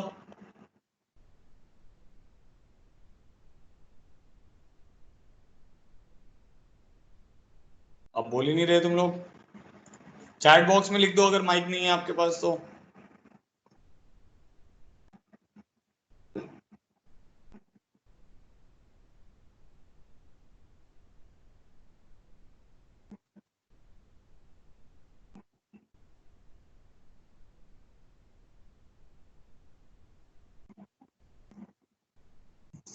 कोई भी नहीं बता रहा, भाग गए सब लोग। अवनी आप बताओ आपने कैसे किया? सर पहले sine d into cosec A1 cosec A2, फिर ब्रैकेट खोल दिया, मतलब into plus sine d into cosec A2 cosec A3। आगे तो आगे बताओ, नेक्स्ट बताओ। उसके बाद डी को पहले वाले के साथ A2 माइनस A1 करके लिख दिया। हाँ, बहुत बढ़िया बहुत बढ़िया, बस बेटा। हाँ ठीक है, ठीक है बेटा, माइक आप क्लोज कर लो बेटा आप। देखो इसको आप ऐसे लिखो, sine d divided by sine A1, cosecant को डिनोमिनेटर में लिख सकते हो ना, साइन A1 साइन A2। देखो बेटा अगर आपका हो जाता है तो आपको हाँ बोलना है, अगर नहीं होता है तो बेटा उसको पूछो, झूठ नहीं बोलना है मेरे से, खासकर मुझे पता चल जाता है फिर मैं उसकी बहुत बैंड बजाता हूँ। अभी नहीं बजाऊंगा, अभी तो लॉकडाउन चल रहा है, अभी दूर दूर है, जब आप क्लास में आओगे तब बजाऊंगा साइन A4। ठीक है, तो झूठ नहीं बोलना है मेरे से, खासकर एकदम ऑनेस्ट रहिए, कोई दिक्कत नहीं है, मेरे को इससे प्रॉब्लम नहीं है, आपसे हो या ना हो।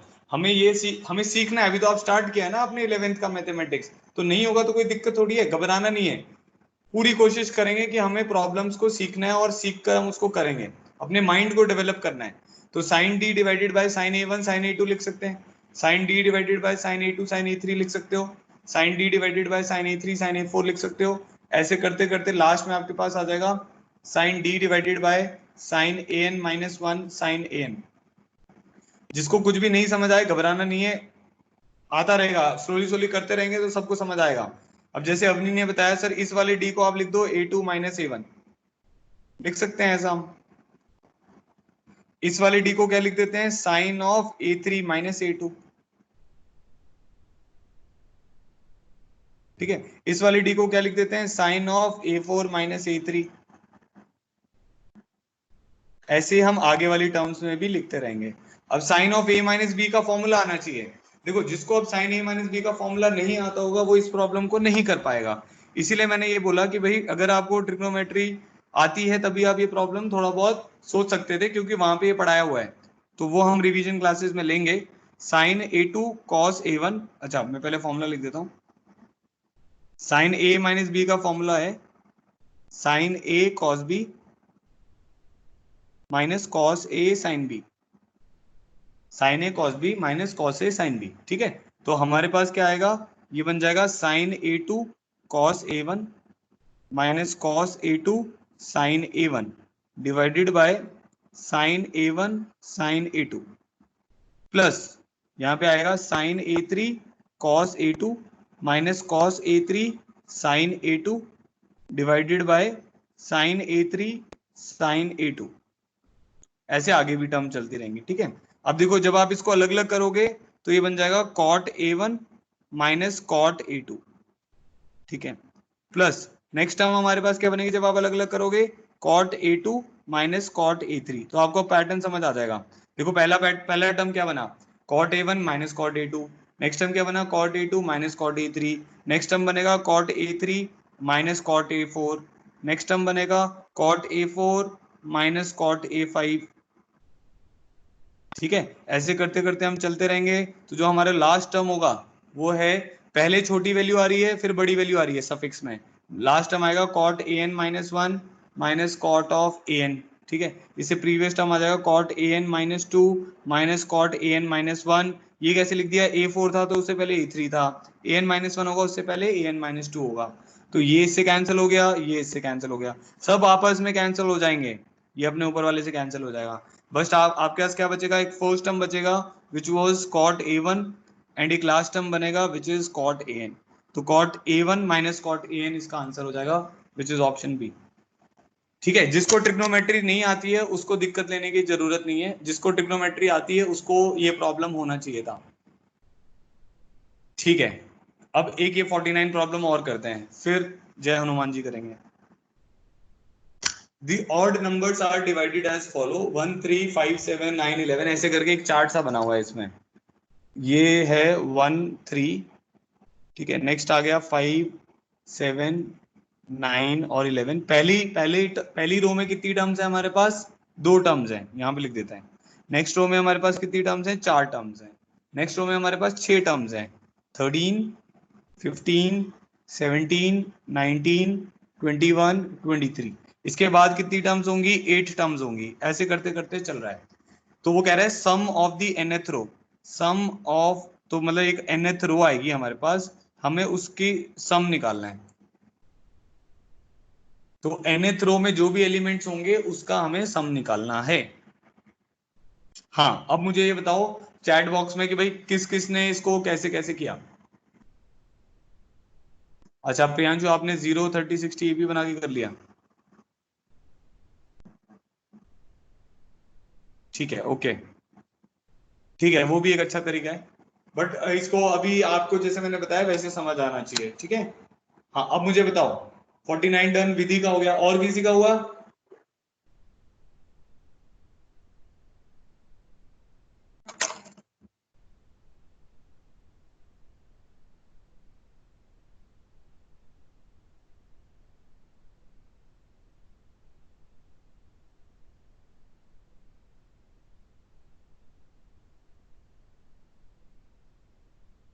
उमंग का हो गया, ठीक है।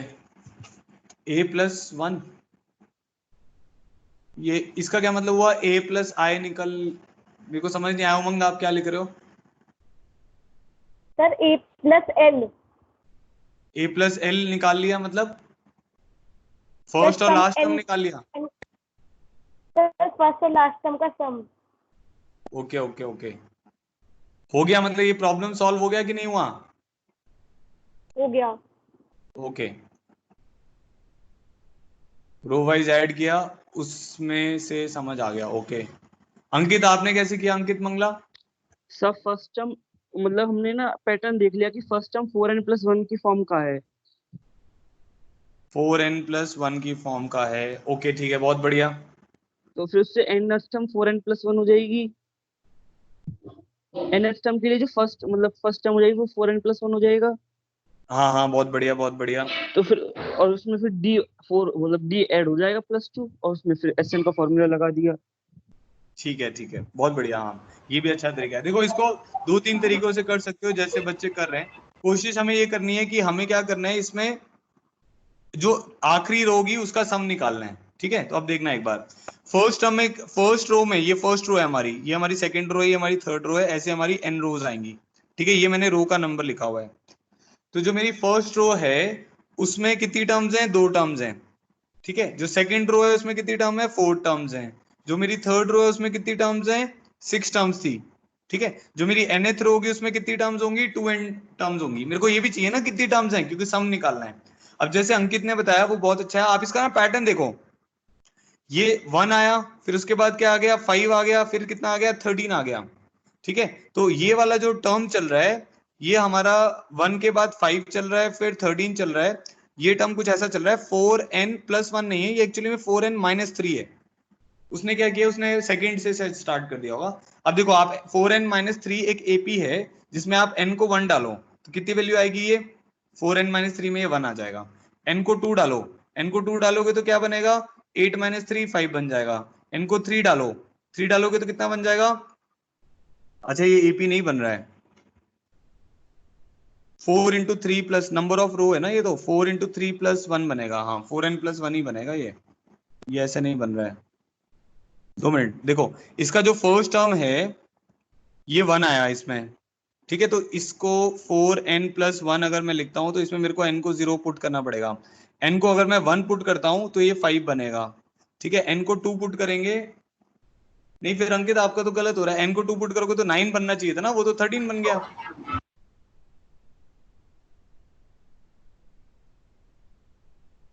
तो उससे तो आपका फर्स्ट टर्म आ ही नहीं रहा है।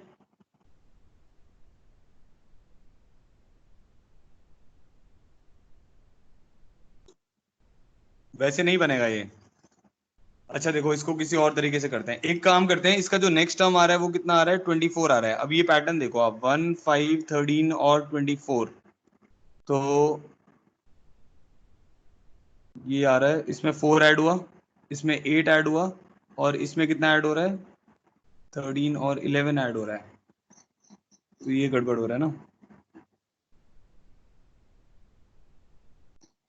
ओके रुको 1 मिनट, सर वो 25 आएगा। 23 13, अच्छा ऑड टर्म्स हैं, ओके सॉरी, यहाँ पे 25 आएगा। अच्छा अब 25 आएगा तो इसका डिफरेंस कितना हो रहा है? ये बनेगा 12। अच्छा फिर तो सही है। देखो अगर ये 25 आ रहा है, देखो आप देखो इसमें पैटर्न है एक बेटा, सब लोग देखो, फर्स्ट टर्म आपकी क्या बन रही है? फर्स्ट रो की 1, फिर बना 5, फिर बना 13, फिर बना 25, ठीक है। तो ये जो पैटर्न है, इन दोनों में डिफरेंस कितना आ रहा है? 4 का। इन दोनों में डिफरेंस कितना आ रहा है? 8 का। इन दोनों में डिफरेंस कितना आ रहा है? 12 का, ठीक है। तो क्या हो रहा है? वो AP बन रहा है, AP बन रहा है ना, जो डिफरेंस आ रहा है वो क्या बन रहा है? AP बन रहा है। पहले इनका जो डिफरेंस आया वो AP बन गया ना, ये भी 4 का गैप है, इसमें 4 का गैप है। इसका मतलब क्या हुआ? जो इसका फर्स्ट टर्म है वो 1 बन गया, जो मैं ये पहली वाली रो लिख रहा हूँ। सेकंड टर्म है वो मेरा 5 बन रहा है, थर्ड टर्म है मेरा 13 बन रहा है, फोर्थ टर्म जो है वो 25 बन रहा है। इसका डिफरेंस 4 आया, इसका डिफरेंस 4 आया, इसका डिफरेंस 8 आया, इसका डिफरेंस कितना आया? 12 आया। इन दोनों का डिफरेंस कितना आया? 4 आया। इन दोनों का डिफरेंस कितना आया? 4 आया। तो इसको हम बोलते हैं लेवल 1 AP। ये जो पहला सीक्वेंस आ रहा है ना, इसको बोलते हैं लेवल 1 AP। ये अभी पढ़ाया नहीं है बेटा, बट चलो कोई नहीं, अभी मैं आपको सॉल्व करके बताता हूँ इसको कि कैसे सॉल्व करना है। तो इसका जो फर्स्ट टर्म है, देखो हमें ये समझ आ गया कि इस डायरेक्शन में तो ये AP चल रहा है। तो अगर मेरे को पहली टर्म मिल जाएगी ना तो कहानी खत्म है, क्योंकि अगर मेरे को पहली टर्म फर्स्ट टर्म मिल जाए या लास्ट टर्म मिल जाए, या फर्स्ट टर्म भी मिल जाए, मुझे ये पता है ना कि फर्स्ट टर्म मिलेगी, तो लास्ट रो जो है उसमें टोटल नंबर ऑफ टर्म्स मेरी कितनी आएंगी? 2n आएंगी। तो अगर मुझे फर्स्ट टर्म मिल जाएगा तो मैं बस क्या करूंगा? Sum of n terms of AP का फॉर्मूला लगा दूंगा, क्योंकि ऑड नंबर ऑफ टर्म्स चल रही है, ठीक है। अच्छा अब लेवल 1 AP जो होता है, जैसे AP क्या होता है? लीनियर इन n होता है। लेवल 1 AP जो होता है वो क्वाड्रेटिक इन n होता है। उसका फॉर्मेट ऐसा होता है an square plus bn plus c। अब देखना मैं करके दिखा रहा हूं, आपको समझ आ जाएगा। तो मान लेते हैं Tn जो है वो हमारा an square plus bn plus c है। ये हम आने वाले लेक्चर्स में पढ़ेंगे, तो घबराने की जरूरत नहीं है, सुनते रहो। T1 किसके बराबर आएगी? a plus b plus c, n की जगह 1 घेर दिया तो ये 1 आ गया। T2 किसके बराबर आएगा? 4a plus 2b plus c, ये हमारा 5 के बराबर आ गया। T3 किसके बराबर आएगा? 9a plus 3b plus c, ये हमारा 13 के बराबर आ गया। इन दोनों का डिफरेंस लो, क्या आएगा? 3a प्लस b आ गया 4 के बराबर। इन दोनों का डिफरेंस लो, कितना आएगा? 5a प्लस b, ये किसके बराबर आ गया? 8 के बराबर। उन दोनों का डिफरेंस लो, 2a इज इक्वल टू 4, तो a आ गया 2 के बराबर। अब a मिल गया, b कितना आ जाएगा? 4 माइनस 6 पहली वाली इक्वेशन से -2। a मिल गया, b मिल गया, c हमारे पास आ जाएगा 1 पहली इक्वेशन में पुट करके। तो आपका जो Tn निकल कर आ रहा है वो आ रहा है 2n square minus 2n plus 1। अब आप देखो वैल्यूज घेर के देखो, इसमें T1 पुट करो, T1 पुट करोगे तो कितना आ जाएगा? 1। T2 पुट करो, 2 पुट करो, इसमें 2 इंटू 4 8 माइनस 4 प्लस 1, कितनी वैल्यू आ गई? 5। T3 पुट करो, 2 इंटू 9 18 माइनस 6 प्लस 1, 19 माइनस 6 कितना आ गया? 13। T4 पुट करो, इससे तो निकाला ही था, 4 से वेरीफाई हो जाएगा। 2 इंटू 16 32 माइनस 8 प्लस 1 25। हो रहा है यकीन थोड़ा सा कि जो इसकी जो पहली एलिमेंट चल रहा है हर रो का, वो उसका डिफरेंस जो है वो एपी में आ रहा है तो उसको हम बोलते हैं level 1 AP. AP linear in an होता है, level 1 AP quadratic in an होता है, ऐसे हम लेवल 2 एपी भी पढ़ते हैं, वो क्यूबिक इन एन होता है। देखो आप डाउट डिस्कस कर रहे हैं, ये चीज हमने पढ़ी भी नहीं है बट फिर भी कितनी इंटरेस्टिंग इंफॉर्मेशन है जो आपको डाउट के थ्रू मिल रही है, इसलिए डाउट क्लास भी अटेंड करना बहुत अनिवार्य सा है। अच्छा अब हमें सम निकालना है, तो अब मेरे को ये पता चल गया कि भाई जो nth रो होगी उसका जो पहला एलिमेंट होगा वो क्या होगा, वो होगा मेरे पास 2n square minus 2n plus 1, ये होगा उसका पहला एलिमेंट। अब हमें सम ऑफ n टर्म्स निकालना है, तो सम ऑफ n टर्म्स क्या हो जाएगा, 2n टर्म्स है ना टोटल, उसमें उस रो में 2n टर्म्स है, तो 2n by 2 sum of n terms into 2a which is 2 into 2n square minus 2n plus 1 plus 2n minus 1 into common difference is 2, तो ये टर्म आनी चाहिए हमारे पास।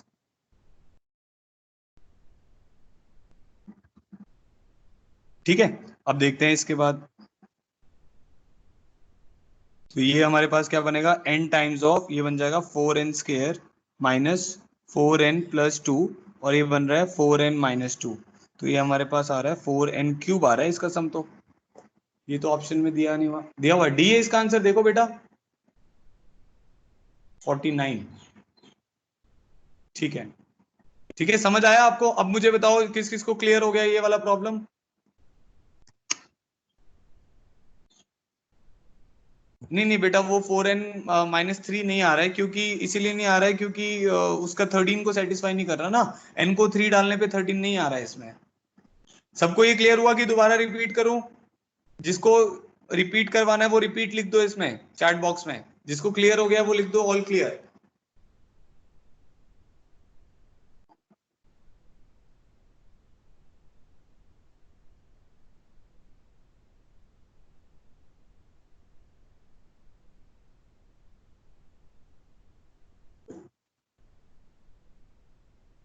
हाँ वो भी एक अच्छा ऑब्जर्वेशन है, खुशी भी एक अच्छी चीज बता रही है, वो भी मैं बताता हूँ। ठीक है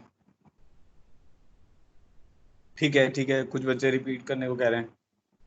अच्छा एक बार और सुनो, देखो पहले मैं अपने मेथड से बताता हूँ, फिर खुशी ने एक और ऑब्जर्वेशन किया है, वो भी एक अच्छा मेथड है, उससे जल्दी हो जाएगा ये प्रॉब्लम। अच्छा मैंने आपको कैसे बताया, मैं जैसे इस टाइप के प्रॉब्लम जो रहते हैं ना, जैसे सम ऑफ n टर्म्स निकालना है, तो हमेशा हमें ये पता चल गया था कि एक रो में, पहली रो में 2 एलिमेंट आ रहे हैं, मैं रिपीट कर रहा हूँ सुनिए सब लोग, पहली रो में 2 एलिमेंट आ रहे हैं, ठीक है, दूसरी रो में 4 एलिमेंट आ रहे हैं, थर्ड रो में 6 एलिमेंट आ रहे हैं, और जो लास्ट रो है उसमें 2n एलिमेंट्स आ रहे हैं। तो मुझे मेरा कंसर्न ये था कि भाई एपी चल रही है, इसमें भी एपी है, इसमें भी एपी है, इसमें भी एपी है, और ऐसे एपी चलता जा रहा है। ठीक है, तो अब एपी अगर चल रहा है तो मेरे को ये पता चल गया कि मेरे को बस किसी तरीके से फर्स्ट टर्म निकालना है। अगर मुझे फर्स्ट टर्म मिल जाएगा तो मैं क्या करूंगा, सम ऑफ 2n टर्म्स निकाल लूंगा, एपी का कॉमन डिफरेंस 2 रहेगा। तो मैंने फर्स्ट टर्म निकालने के लिए अपने एफर्ट लगाए। अब फर्स्ट टर्म मेरे को अंकित ने बताया सर 4n प्लस 1 होगा, बट 4n प्लस 1 नहीं हुआ। क्यों नहीं हुआ 4n प्लस 1? क्योंकि 4n प्लस 1 में n को 0 पुट करोगे तो चलो ठीक है 1 आ जाएगा, बट n को अगर आप 1 पुट करोगे तो 5 भी आ जाएगा, n को 2 पुट करोगे तो 9 आएगा। ये टर्म 9 नहीं है, ये टर्म 13 है, तो इसीलिए वो गड़बड़ हो गया, तो 4n प्लस 1 नहीं हुआ। फिर मैंने इसको लिखा 1 5 13 25, तो इन दोनों का डिफरेंस 4 आया, इन दोनों का डिफरेंस 8 आया, इन दोनों का डिफरेंस 12 आया। तो मुझे ये पता चला कि भाई इस सीक्वेंस में difference is in AP. AP क्या होता है, अगर 4 8 12 होता है तो वो एपी में होता, बट 1 5 13 25 में इनका डिफरेंस एपी में आ रहा है, तो इस सीक्वेंस को हम बोलते हैं लेवल 1 एपी। जिसको ये नहीं समझ आया ये हम आगे पढ़ेंगे, अभी आप ये मान लो कि लेवल 1 एपी क्या होता है, ऐसा सीक्वेंस जिसका डिफरेंस एक बार डिफरेंस लेने पे वो एपी में आ जाए। तो एक बार डिफरेंस लेने पे अगर वो एपी में आ रहा है उसको लेवल 1 एपी बोलते हैं। उसकी nth टर्म जो होती है वो क्वाड्रेटिक होती है। तो मेरे पास अब 4 टर्म थी 1 5 13 25, तो इसको यूज करके T1 मैंने लिखा a plus b plus c 1, T2 मैंने लिखा 4a प्लस 2b प्लस सी 5, T3 लिखा 9a प्लस 3b प्लस सी 13, डिफरेंस करके एबीसी निकाल लिया और फोर्थ से चेक कर लिया, इसमें एबीसी की वैल्यू घेर के n को 4 पुट करके चेक कर लिया कि वो 25 आ रहा है कि नहीं आ रहा है। तो मेरा first term of the last row मेरे को मिल गया 2n square minus 2n plus 1। अब फिर मैंने क्या किया, सम ऑफ n टर्म्स का फॉर्मूला लगा दिया और वो मेरा आंसर आ गया 4n क्यूब। ठीक है, ये हमने किया है। अब खुशी ने बताया हमें खुशी भारद्वाज करके एक लड़की है बेटा, उसने बताया मुझे, उसने बताया कि सर आप ऐसा करो, इसमें एक और अच्छी ऑब्जर्वेशन है, इन दोनों का सम कितना हो रहा है 4, ठीक है, which is equal to number of terms whole square, तो ये 2 के होल स्क्वायर के बराबर है। इन दोनों का सम कितना हो रहा है 16, which is again equal to number of term whole square 4 square. इन दोनों का सम कितना है 36, which is again equal to number of terms whole square. तो जो थर्ड रो है उसका सम कितना आ रहा है नंबर ऑफ टर्म का होल स्क्वायर, जो सेकंड रो है उसका सम क्या आ रहा है नंबर ऑफ टर्म्स का होल स्क्वायर, जो लास्ट रो है उसमें कितने एलिमेंट हैं, उसमें कितने एलिमेंट होंगे 2n। तो आपका आंसर क्या आना चाहिए, जो नंबर ऑफ टर्म्स हैं उसका होल स्क्वायर आना चाहिए, तो 2n का होल स्क्वायर करेंगे। बट इसमें एक गड़बड़ आ रही है ना,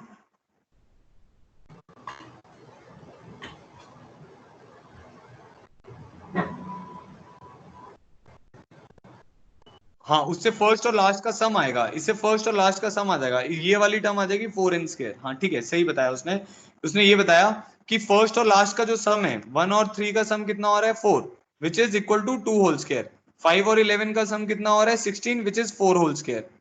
13 और 23 का सम कितना आ रहा है 36, विच इज 6 होल स्क्वायर। तो इसकी जो फर्स्ट टर्म होगी और इसकी जो लास्ट टर्म होगी, इन दोनों का सम कितना आएगा 2n का होल स्क्वायर, ठीक है।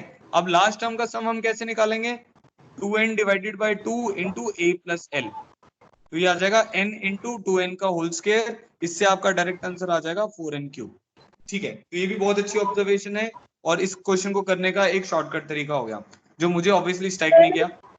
हाँ सर मैंने ऐसे किया था कि जैसे फर्स्ट रो का सम 4 आ रहा है, सेकंड रो का भी सम करा, थर्ड का भी किया, फिर ना उसे एक सीक्वेंस में लिख के उसमें से 4 कॉमन लिया, तो मेरी 4 कॉमन लेने वो टर्म्स आई 1, 8, 27, तो वो मेरी नंबर ऑफ रो का क्यूब आ रहा था।